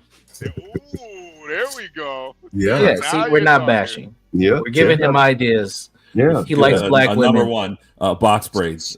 Number two, goddess braids. See, number three, he knows. Number three, the what's the Smith woman's name? What's her name? Who's Will Smith's wife? What's her name? Oh no, don't bring her up. Don't bring up Jada. I'm talking about top 5 hairstyles to Alopecia your queen when you go to the islands. Don't do it. Don't worry about it. Don't do it. Barnabas knows the business. He knows. Look, I don't. I think this is kind of detrimental to my current, shall we say, woman situation. Status. Yeah, situation. Yeah, I'm in a really good situation right now. I'm not going to rock the boat. Bro. So let's pivot. Let's do like Ghetto Landlord strikes out with the white whammons. John Galt, why don't you go on a snow bunny hunt or call it Snow Bunny Hunter? And then I can take you to all the white spots. We'll go to IKEA together. I can film you hitting on some white women until we get kicked out of there. I can't bring him to it, man. Like I'm gonna play the game. I'm playing for keeps. Let's do it. Let's call it Snow Bunny Hunter, and you can be the guy, John. I mean, why not? Let's do it. Snow Bunny Hunter. Be like hunting. You do like a Elmer Fudd. You could do like yourself as Elmer Fudd. Hunting season is in, and it'd be like the snow bunnies, and we could do that, man. I think there's something behind that, and you can give your reasons why you want the snow bunnies. I mean, you'll be like reverse, like the sisters will hate you, but it'll bring it up. I mean, I don't. It's an idea. I can do it authentically, though. Hey, let me show this to you guys while we're sitting here talking about women and shit. Don't hate me. It's on TikTok, but I got it's on Twitter. Please make it make sense. Why do guys that I'm interested in end up not wanting to pursue me? Because they are the same guys that everyone is interested in. This is perfect. And the guys that I'm not interested in pursue me hard and do not give up. Because those are the guys that nobody is interested in. Please make it make sense. Okay. Human beings are born with a sense of fairness. We like to think that the universe is fair and everything evens out, but it's not, and it doesn't. We think that things work a certain way, but it's actually just a feeling that we need to have. Otherwise, life would be a nightmare. We like to believe that there is someone out there for everyone, but in reality, it's only a few guys that are attractive to all the girls. The rest of these guys are practically invisible until they do something extra and then you notice them. In other words, they have to make up for their lack of attractiveness by being extra nice. That means that all women dream of being with just a few exciting men, so there's not enough to go around. So if we match 1-to-1, that means that most women will never get what they're looking for. This used to work better because women kind of had to get married when they had less power, so most people would match 1-to-1. But pause it. Have your own money. That I don't know if you know this or not. That A is for adulterer. It's like a story or a book or some shit. If you go back, it's speaking upon like promiscuity. That's what the A on their chest was. Just wanted to say that. Where is it A? Just rewind it. Okay, play and then play. Women kind of had to get married. Right there. Yeah, that apparently in some, I don't know what culture it is. Maybe it was like the Salem witch trial days or some shit. I forget what it is. But like if you were caught cheating, you were required to like wear this A on your shirt forever or something. Yeah. I don't know if it's true or not. I'm not like an expert, but that's, and look how she's looking down at it with shame. Just referring to the fact that the shame of that is gone. I just want to, that's all. Yep, that's true. When they had less power, so most people would match 1-to-1. But now that you have your own money, we don't match 1-to-1 anymore. We threw all those rules out the window, and now everything is a mess. Because women are no longer marrying who they must, and instead, they are pursuing who they want, and it's all the same few guys. Let's say this is you. This is the guy that you're looking for, and he isn't interested in committing because he's got all the attention he can handle, and so does he. And here is the guy who's looking for you, and you're not interested in him, and neither is anyone else, except maybe her, but then he doesn't want to commit to her either. To make matters worse, dating apps give people the illusion of more options than they really have. So when you say, Please make it make sense. that is your brain trying to believe that people naturally pair off with someone at their own level. But that's not how nature works. Nature makes all the women want these few men, and then these men want these women who are not interested because they want Prince Charming, although Prince Charming is busy. And then these girls way down here are pursuing these guys who don't want to be seen with them.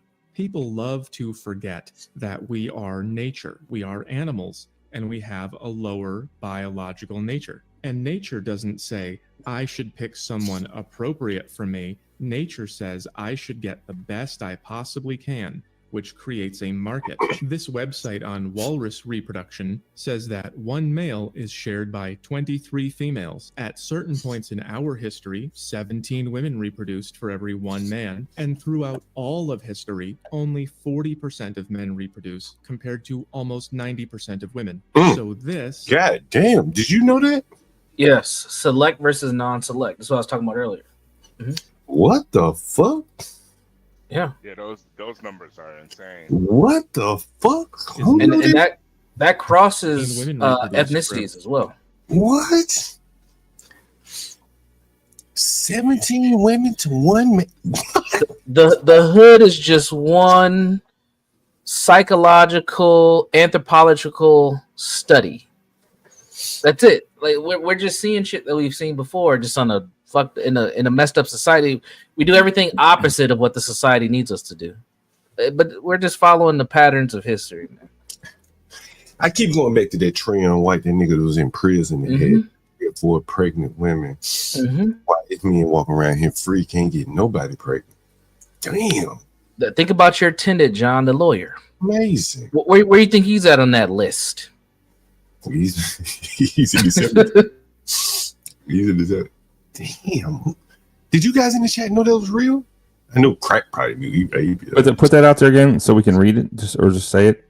Let me rephrase it. Let me replay it again. Damn, that's fucking amazing, bro. This website on walrus reproduction says that one male is shared by 23 females. At certain points in our history, 17 women reproduced for every one man, and throughout all of history, only 40% of men reproduce, compared to almost 90% of... Wait a minute. Well, okay, hold on. You trying to tell me that 90% of women have kids and only 40% of men have kids? Do we? But no, is that globally? That's not an American. He said no. He said throughout history. Throughout history. Okay. And I mean, if you really look at it, it kind of makes sense. I mean, some guys are gonna get blown up in war. Some guys are gonna go to prison. You know, a lot of guys they're gonna be cannon fodder for society to thrive. So it makes sense when you really look at it. Damn. Sure. Don't go to war, fellas. The women. Yeah, seriously.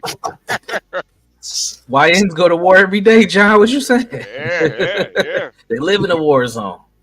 If you can just stay alive, fellas. Yeah, you stay alive long enough, you're probably gonna end up having a kid or two. So, you know, that's what happened to Stanley. Yeah. I couldn't help it, man. He's been bashing me all week. Mediocre.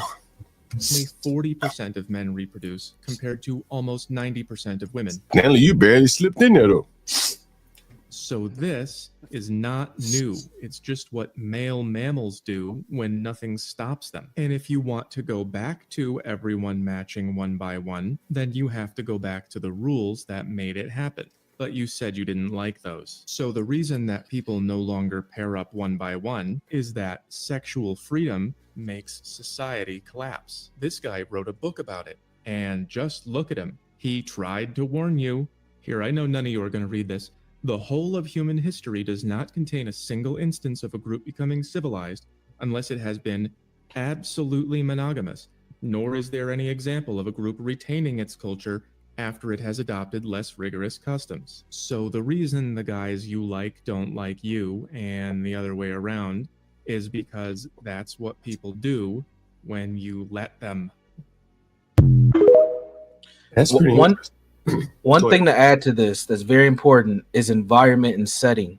So that top tier guy changes depending on the environment. In the hood, that top tier guy is the gentleman you were talking about, John, who went to jail. But on a college campus, that might be a frat boy or an athlete, right? It might not be a swimmer, but it might be a basketball player or a football player, right? It might not be the dude on a soccer team, but it changes. In a corporate sense, it might be somebody who works in finance, right? Not necessarily the guy who's in the mail room. Like, so it shifts and changes based on setting as well. Yeah, no, I definitely agree with you. The head mailman gets his pick of the aluminum. Yep. There you go. Schedules. It used to be like that. My cousin drove a bus, and that was a pecking order of like men that drove the bus. The women would pick them up. They had the seniority, had the best routes. I mean, it's just all throughout society. You kind of can't get away from it. That's very true. It's part of our nature. Part of our nature.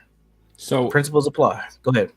So would you rather be, this is a changing world. Apparently men can get pregnant. Chicks with dicks are running marathons against full-on quote unquote cisgendered females.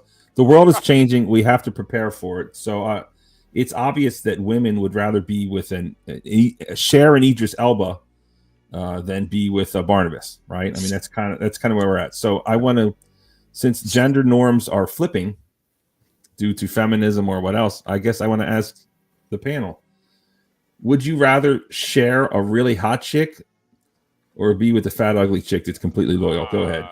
I'd rather be with the fat. Fat same. Chick. Yeah, same. I'd rather be with the fat ugly loyal. I mean, what if she's like a 1990s Halle Berry? She'll do everything nice to you, but she's just gonna do some other guy too. No. Nah. This is where male nature kicks in. So loyalty are very above all else. It's not even just loyalty; it's about possession. No man wants to share like that. You're a cuck. Who wants to do that? Yeah. It actually goes against Halle the Berry. I mean, Halle ego. Berry. I don't give a fuck if it's Halle Berry. Halle Berry in the 90s or whoever else you. There's tons of Halle Berries. That's the mindset you gotta have. There's not. But there's some that are closer. I ain't trying to. Me and HB ain't trying to share no Halle Berry, bro. Like somebody's got to win. I think the thing is, we never have to. It's just so far from ever being reality. You know what I'm saying? Like, it's just not even in the realm of reality there. To be quite honest with you.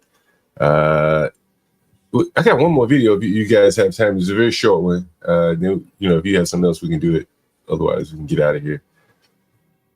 There we go. EAE speaking the truth right there. What did EAE say? EAE said, I share Lolo with Universal Hungarian. Attachments bring misery. Word to Buddha. All right. Well, there's one guy in there. But we found one.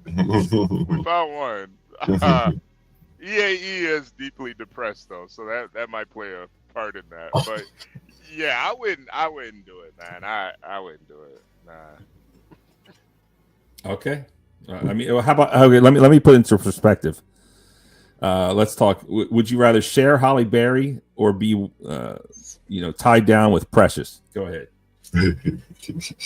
This is a good connection to our last episode.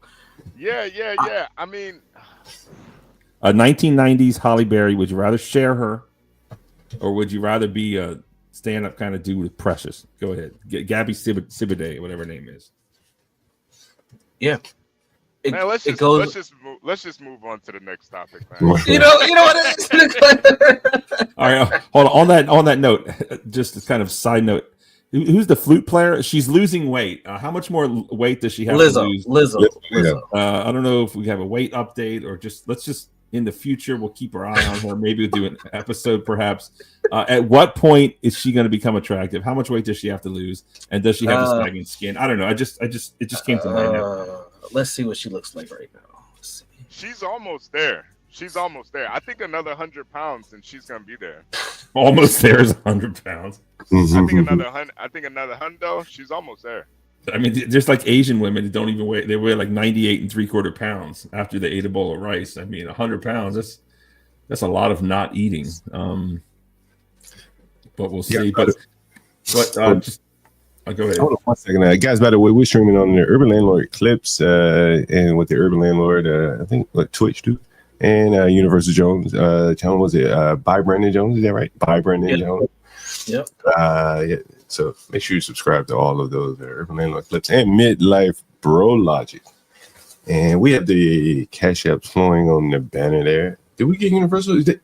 I didn't properly put it in there, but I think I got you right there, Universal. Make sure next time you see it cross. Yeah, that is correct. Yeah. Yeah, guys. We've been testing out this format. I think it works out well. What do you guys think in the chat? I think it works out well. What do you guys think? Oh yeah. I can't get the kick going from is Twitch. Twitch is going, but no. We have one person watching on Twitch, one person watching on Brandon Jones, and everyone else is on the Urban Landlord. It looks like, or is it Galt? I can't tell. But either way, just want to give you guys an update. Please support the channel there. Go ahead. Yes. Well, John, you were gonna bring up another topic. Yeah. John, what are you smoking? You smoke more than anyone I ever know. So we need to address this. What the hell are you smoking? Is this weed? Is your hoodie on? Is your hoodie on backwards? What's going on? This is a fucking baklava, man. This motherfucker. So you got a ninja mask? You a stick up boy? No, he's got to blend in with the YNs, man. I understand. No, I'm on my scooter sometimes. You know, the wind blowing in your face. You know, that's a likely story. It's an interesting story. I'm going to send you something on WhatsApp, John. I found a ninja mask wrapper right outside my house. I think like someone bought one and robbed someone immediately. It's just an interesting picture. I'll send it to you, but we can keep it moving here. Oh, where's this picture? Craig said everyone is going there for KCIP money. What's that? I don't know what that is. Kick, I think he's talking about. Yeah, Kick is what is Kick is paying folks.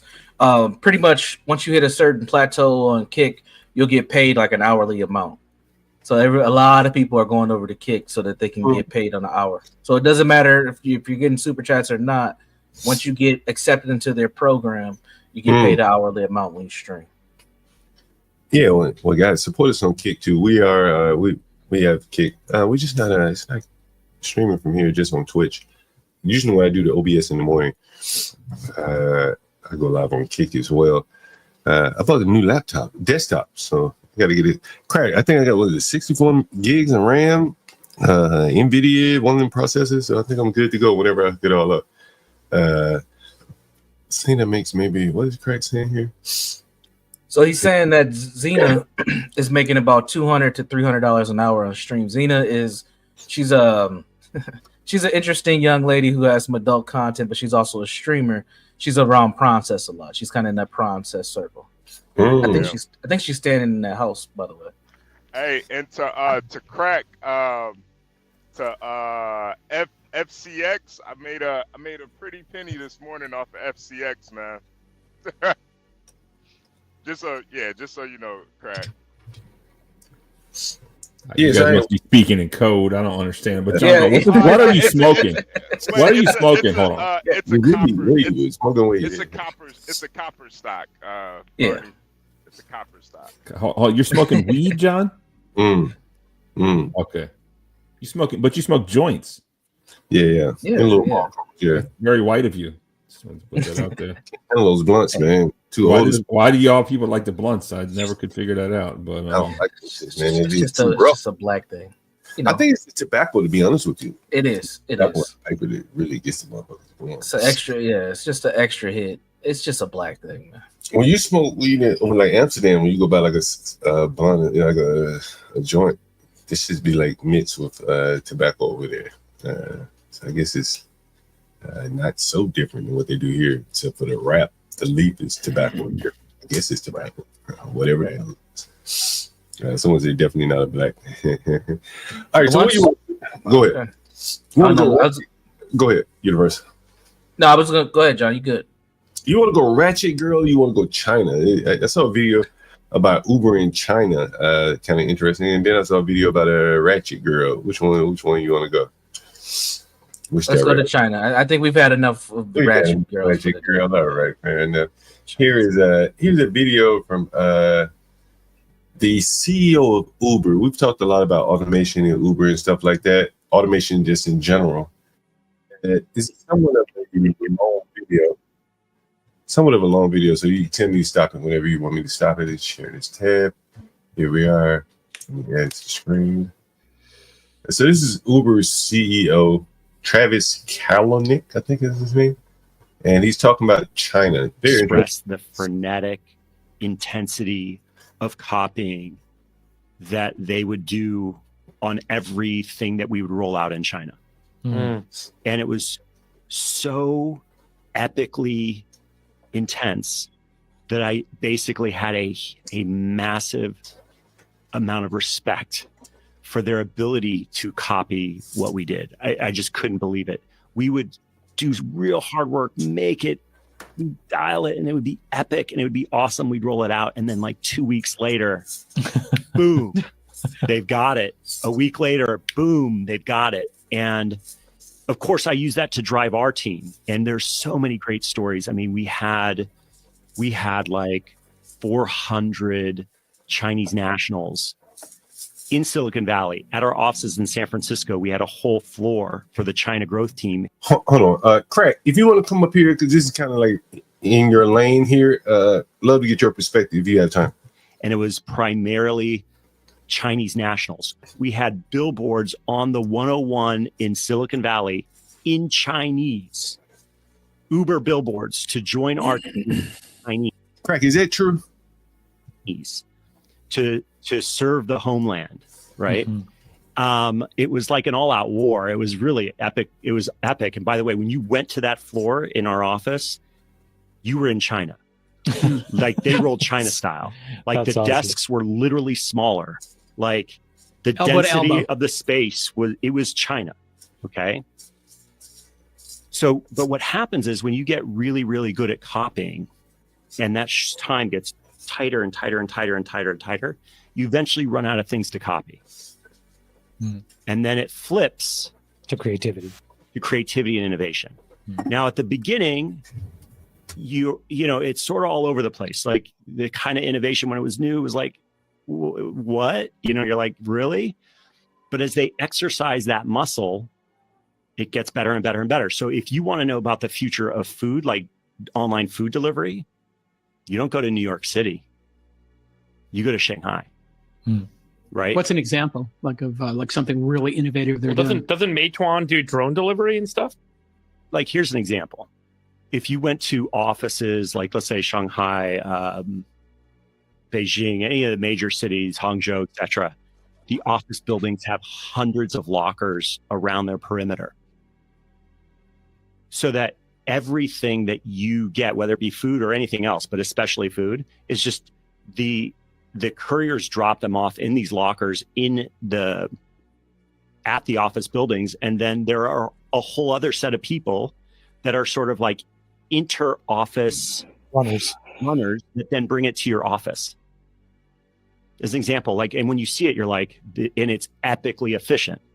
And it's, you know, they're taking advantage of their economics on labor and things like this. It wouldn't exactly work that way here.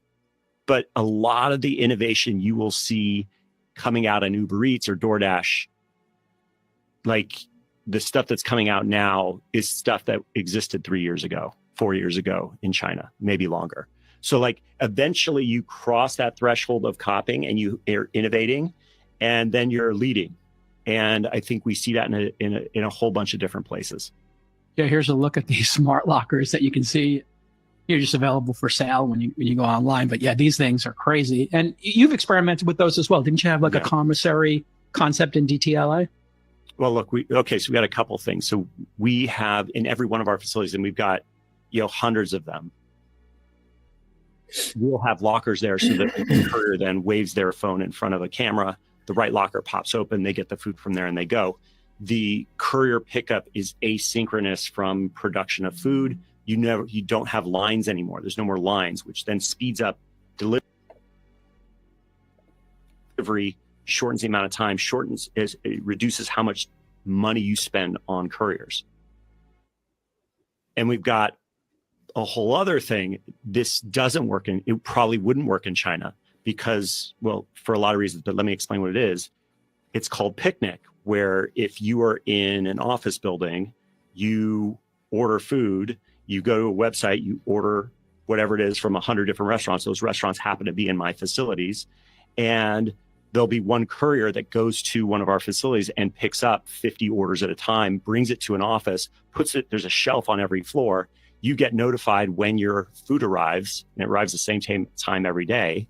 And you just go to the shelf, get it on your floor, and dip it right back into your meeting, saving people time at the office, giving them selection on food, especially in food deserts. But even going, like there's a Sweet Green right down there in my office right now. I could save 20 minutes by just using our own service versus doing that. And you get it at the same price because the courier economics, the courier is delivering 50 orders at a time. So courier costs go basically to zero. Smart. What's up, Crack? Yeah, what's up? Where's John go? I thought he wanted to talk to me. Yeah, I'm here, man. There's a lot to unpack there, Crack. Oh shit. The Chinese offices, the just turning the offices Chinese once you get so many of them, the Chinese advertising in the San Francisco area. I mean, this is normal H-1B stuff. That's what happens when you get H-1Bs. They just take over everything. So, my work, like a lot of the lower technicians were all Vietnamese. Once you got a Vietnamese boss, they would take and hire all the Vietnamese. Then you had like a layer that's like Indian. Then you have another layer that might be Chinese. And if you go into a big office that has a large contingent of both Indians and Chinese, they'll start like having wars with each other in the corporate, like inside, because they're vying for the CEO gig. And that's why most, so who's going to be the Chinese CEO? Actually, all the semiconductor companies now that we see are now Chinese CEOs. Intel CEO has just been announced. We have a new one. He is Malaysian Chinese. So they are taking so we are going to have a battle eventually. So that's why it's like, you have a war. You think it's a war against America versus China. It's just a war of overseas Chinese versus mainland Chinese. That's just what it is. There's no America versus China. It's just mainland Chinese versus overseas. So it's just like different forms of Chinese fighting each other. Then later on, we'll have a war between Indians and different forms of Chinese or different forms of Indians. And then that's what it is. Just a big population of people. So you're just eventually just gonna get subsumed under these like crazier and crazier like fights and battles and turf wars. The first thing I want to ask you is, he mentioned something that I thought was very interesting. Most people think of Chinese as just copying things, right? Okay. But he said they reach a point where they begin to innovate, and he says all the innovation eventually comes out of there, right? Right. And that's what Elon had. That's what Elon learned. All his processes for his factories, he took from Shanghai and Beijing. So all his factories there, he took those managers and some employees there, go to Texas and train and retrain everyone in the Texas factory. Yeah. Whatever they improved, they shipped it back over here. Yeah. Did you see any of those road signs when you were living, those billboards, those Chinese billboards when you were in? I don't pay attention to billboards. Yeah, I try not to. Like, you have the digital ones, right? They just flicker. They just cycle through a whole bunch of different ones. I don't know. If it's in Chinese, I wouldn't be able to read it. So, yeah, it's very interesting though. Because I've always thought of the Chinese and based on propaganda, they just copy everything. But he's saying they lead innovation. They reach a plateau in copying. Yeah, at a certain point, they have to. Yeah. And I mean, it's just a necessity. You will have to. And that's why I said, like, in one of those CT streams, our stream, like, China used to ban sci-fi. Okay? Because sci-fi, like, as a fiction literature, could be used as a weapon against the CCP because it's a veiled, like, you just use allegories. Just like Star Trek, went against, like, it's kind of like racism and stuff. They would just use it as a veiled criticism of the Communist Party. They didn't want that. That's why they also ban like ghost stories too and other things. So they ban anything with horror over there, like sci-fi, and they don't want anything to be like to be any kind of veiled like criticism against them. But they relented like 10 something years ago. They said, okay, that's why you have the 3-body problem. You see that? You have the 3-body problem. It's all over like American TV right now too, right? It's from Tencent. and then they all brought it back here, and then they also have the Netflix version of Three Body Problem. That's a Chinese sci-fi. Why did they do that? Because they realized that the Steve Jobs, the Bill Gates, all those people, when they interviewed all these engineers from America, they said, "Why did you get into engineering?" Because I read sci-fi. Sci-fi wanted me, like, so they read a lot of sci-fi, they watched a lot of sci-fi. That's why we have, and that's why another couple shows ago, that's why I talked about it. I said, like, I believe like sci-fi, was a tool for propaganda, like in America during the Cold War, to kind of make people want to be engineers. Because otherwise, if you just told people, hey, we don't want to go to the moon, we just want to build better rockets to shoot at Russia, nobody would do that. They want to have like uplifting moral reason for being an engineer. Engineering doesn't pay well, honestly. Like, I got paid a lot, but how much work did I have to do to get that money?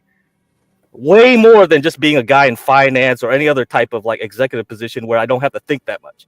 Engineering is too hard, way too hard. Craig, I got a question for you. It's kind of an engineering question. You mentioned something about processes and shit like that. The CEO of Uber mentioned the labor costs in China that allows them to do some things. And Phoenix Fish is saying, how can a courier deliver 50 orders? I want my food hot. The CEO of Uber said they can use this to drive costs damn near to zero. Did you hear him say that? Yeah, right. And I mean, that's a hell of a pressure on. That's going to be a hell of a pressure on wages, and that they are pursuing a damn near zero cost in delivery. Someone's going to have to be squeezed there, I would imagine, right? Yeah, but I think like if you go to China, you'll see the mentality. It's like they're so used to living off of like barely any wages, you know. It's just kind of like a mentality thing. I have no idea if it's a propaganda like mindset that they got going that kind of makes them like built up. But you know, you saw in COVID, eventually it just boils over. Like people get pissed. You can't push people that far. Eventually people just get mad, you know. So yeah. I think COVID was a good test for China. They saw like how far they could take people, like how far they could lock people up in a Foxconn factory just to work on making iPhones while they still are under COVID lockdowns. Like they were still on COVID lockdowns, and then they forced them into the factory anyway just to make phones for us, you know, for the West. Someone says black people don't like sci-fi, which is why we're at the bottom. Yeah, well. Do you think there's some sci-fi in progress? I don't watch sci-fi. Yeah. I mean, you watch CT. CT always tries to bring up sci-fi, and I guess that's the point he always tries to make. Look at the shows that we do on sci-fi. It's so low viewership. We're just going to talk about blackity black stuff again and get 300 viewers again instead of 50 viewers if I talked about Star Wars and Star Trek. I mean, I don't know if it's just an inside joke that he's doing or whatever, but I don't know.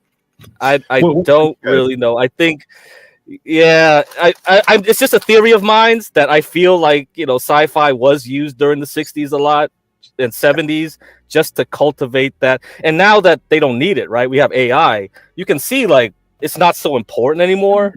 That like you saw the poll, right? Kids, what do you want to be as you grow up? And they polled like UK kids and US kids, and all of them said we want to be influencers. Yep. At the bottom was astronaut, and then China was like astronaut was number one. Yeah. So they're going because they need that like high tech workforce now in China. They don't need all that low wage, low nothing, like pick up the rice from the floor type jobs. They don't want that anymore. They don't want that. I see where you're going with the engineering thing too. Yeah. Okay. That makes a lot of sense now. I see what you're saying. Yeah. Very interesting. I think we need to wrap up. University got to get ready to get out of here. HB probably on the road somewhere, ready to drop a load. Midlife, I'm sure you guys. All right, you guys, you can have a Yeah. Any final thoughts? Midlife Real Logic. Thanks for coming by today. Any final thoughts from you? Great show. Is this like 5 days a week? Is there a schedule on this show? What's the plan here? Yeah, we're working it out. We can probably do a couple times a week. We'll get a rotation here in a moment. You gotta get permission from your father, Universal. Yeah, no, I gotta go ask my daddy Stanley if I can do this show. Don't be I think mediocre. he's a little upset. I'm too mediocre to be on this network, apparently. All right. Well, thanks for having me. Thanks for highlighting me. I certainly appreciate it. You got my number, John. Let's hook up. Let's do the show. We'll meet in person when the time is right. Hey, Midlight will come around. What's up? Midlight, before you leave, go ahead. Finish what you said, but don't leave yet. Yeah. Okay. Yeah, I had a great time. This is great. This is The View for dudes. I love it.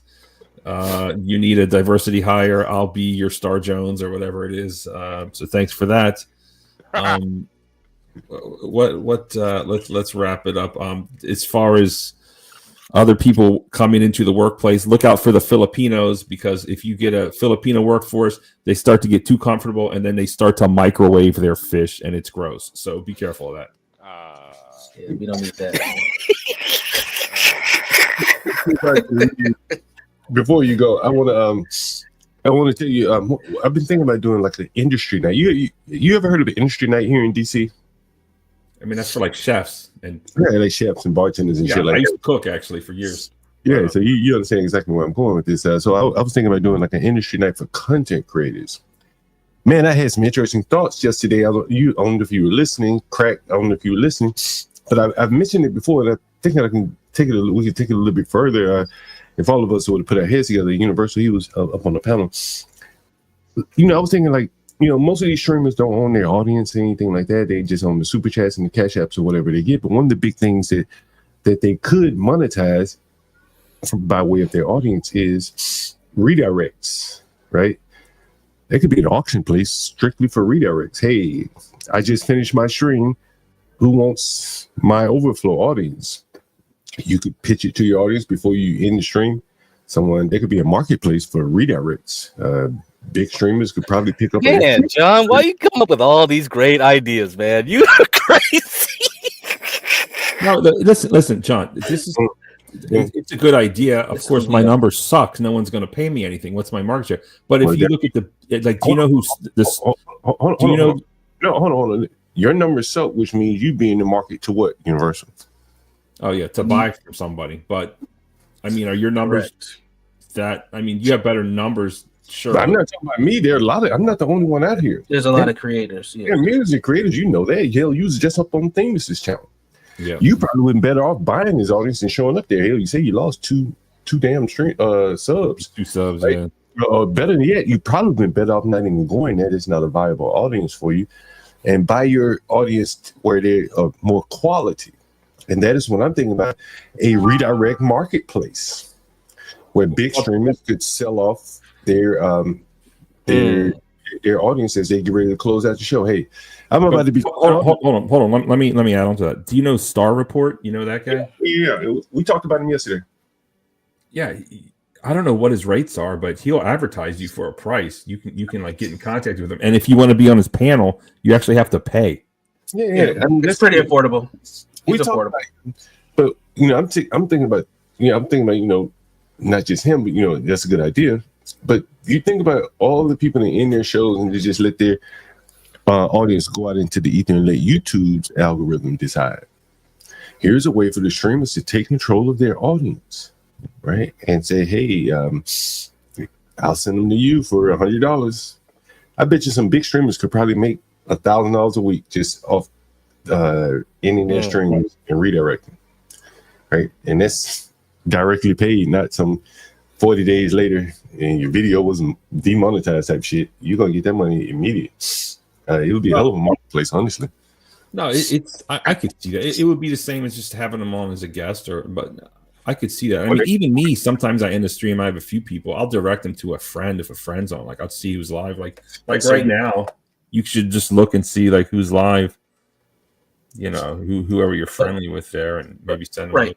But that's the idea. So if you create a network, John goes, let's say I'm live next, right? And I wasn't on the show. John said, we're going to bring in Universal. Universal, come on in and tell us about what you're about to talk about in the next 15 minutes. Me and John have a conversation. Then John says, all right, everybody, go over to Universal's channel, continue the conversation there. I'm going to be there for the next 5 minutes, and he's going to take over. And boom.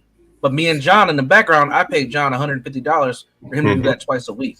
Right. And then, just like club promotions, right? Floyd Mayweather may walk through your club and get paid $1 million, right?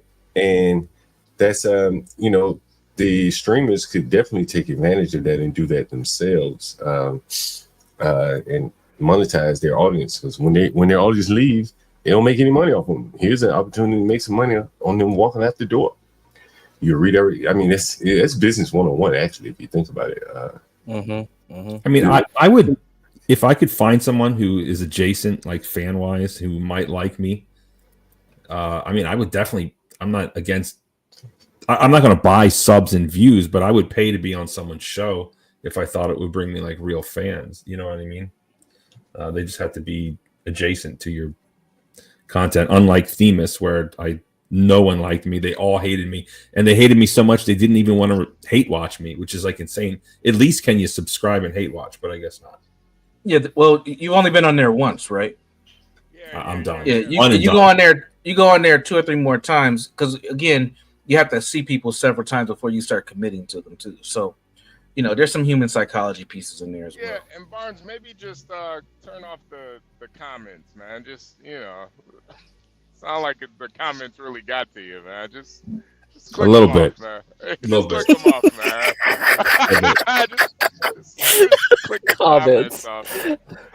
They're my fans, man. Turn them off, man. Don't watch the comments, man. Okay, thanks for the advice. I appreciate all your guys' advice. Thank you so much. Absolutely, man. We got your back, man. We're gonna do an industry night, Barney. I hope you come up some nights. Let me know, bro. You got my number. You still didn't confirm you got my damn WhatsApp. So, like, you know, like I don't know what the problem is here. Like, man, you gotta understand. John has like a million things going on in his head at once. Smoking too much weed. Yeah, I don't know if the weed is helping. I don't know. It's not there. helping. We got to accept helping. it. So just know, you know, marijuana anonymous. You know, we might be doing those too. The weed is slowing down his mind because he's just too high functioning. You know why? You send it to let me see if I can get it this way. I think you send it to WhatsApp using that fucking number up here on the stream. Yeah. Send a text to that number instead of WhatsApp. That way I'll get it, because that number is not registered on my WhatsApp. That's why I didn't get it. I sent you a text the other day. Oh, you did? Let me search for it. Yeah, I sent you 2. I mean, I'm trying to get in touch with you. You put your name in there? I said Barnabas. Yo, there's Jack Talcott. He's a legend. Thanks for pulling. Hey, what's up, Jack? Yeah, I know about him. I don't. Yeah, he's a legend. Barnabas. I don't fucking see. Barnabas. Barnabas. Don't take it personal, Barnes. John is he's working on a. He's got a hydrogen collider in his backyard, man. John's working on. No, but John's. It's like he's one of these chicks that pretends like they like you and like, yeah, we should do that. Give me a call. You got my number, right? I'm like texting him, I'm calling him, and now he's ghosting me. Like, what is it? Like, what really is going on here? I'm looking for this shit right now. I can't fucking find him. Barn. I'm searching all through my fucking phone. Did you call me? I called you then. I'm calling you right now. Oh yeah, okay, I got you. All right, I'm gonna save you in right now. I'm gonna save That's you 970. It's a Colorado number. Yeah, okay. Mm-hmm. There we go. All right. Let's get some final words in here. Let's start with Barney. Barney, final words, man. Like I said before, be careful in this global economy and workplace situation with all these H-1B or HB2N visas or whatever you call them. When you get too many Filipinos in the workplace, they get too comfortable and they start microwaving fish and balut. If you don't know what balut is, just oh my God, the balut! You're gonna vomit. And they will stick it in the freaking microwave, and it's disgusting. And it's just like it permeates. You know, you ever smell like old fryer oil, like after you cook some a fish fry? It's like that on steroids. It's gross. So just say no to immigration. Thank you. All right. Thank you, Barnabas. Thank you, Barney. Thank you. Gary. What's up? Final words, Crack. Final words. Yeah, good show. Good show. Looks like we got a second show here. Let's hope it lasts longer than the Be Brave show. All right, guys. Keep it up. Yeah, hopefully Gary doesn't we'll be passing, sabotage it. Gary Wait, it was Gary's fault? Wait, what? Nah, Don't run it wasn't Gary. Oh, all right. You'll run Universal away, Gary. Yeah. Still run Universal. Turn off the chat, guys. Turn off the chat. Yeah. Man, people are so damn sensitive, man. Shit. Universal gets so much like fucking like heat. Like he's still here. Like if you're on the internet, time. you gotta take the heat. You gotta take the heat. I mean, I don't know what to say, man. You gotta ignore it. I don't know what you're gonna do. Put laptops in the chat if you feel like Universal. Yeah. All right, Crack. And yeah, Crack. FCX. Man. So you like the medals? All right, good for you. You said say that again. Oh, you like the medals, right? You like look at aluminum next. Yeah. All right, see ya. Okay. See you, Crack. All right, Universal Jones, man. Yeah. Final words. Yeah.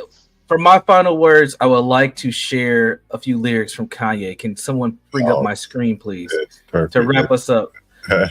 Salute to Roller Skater, Texas Girl. Love you too. All right. This is so fitting for today's conversation. How many ladies in the house? How many ladies in the house without a spouse? Something in your blouse got me feeling so aroused. What you about? On that independent shit? Trade it all for a husband and some kids? You ever wonder what it all really means? You ever wonder if you find your dreams? Good night. Wow. I think that's a good ending.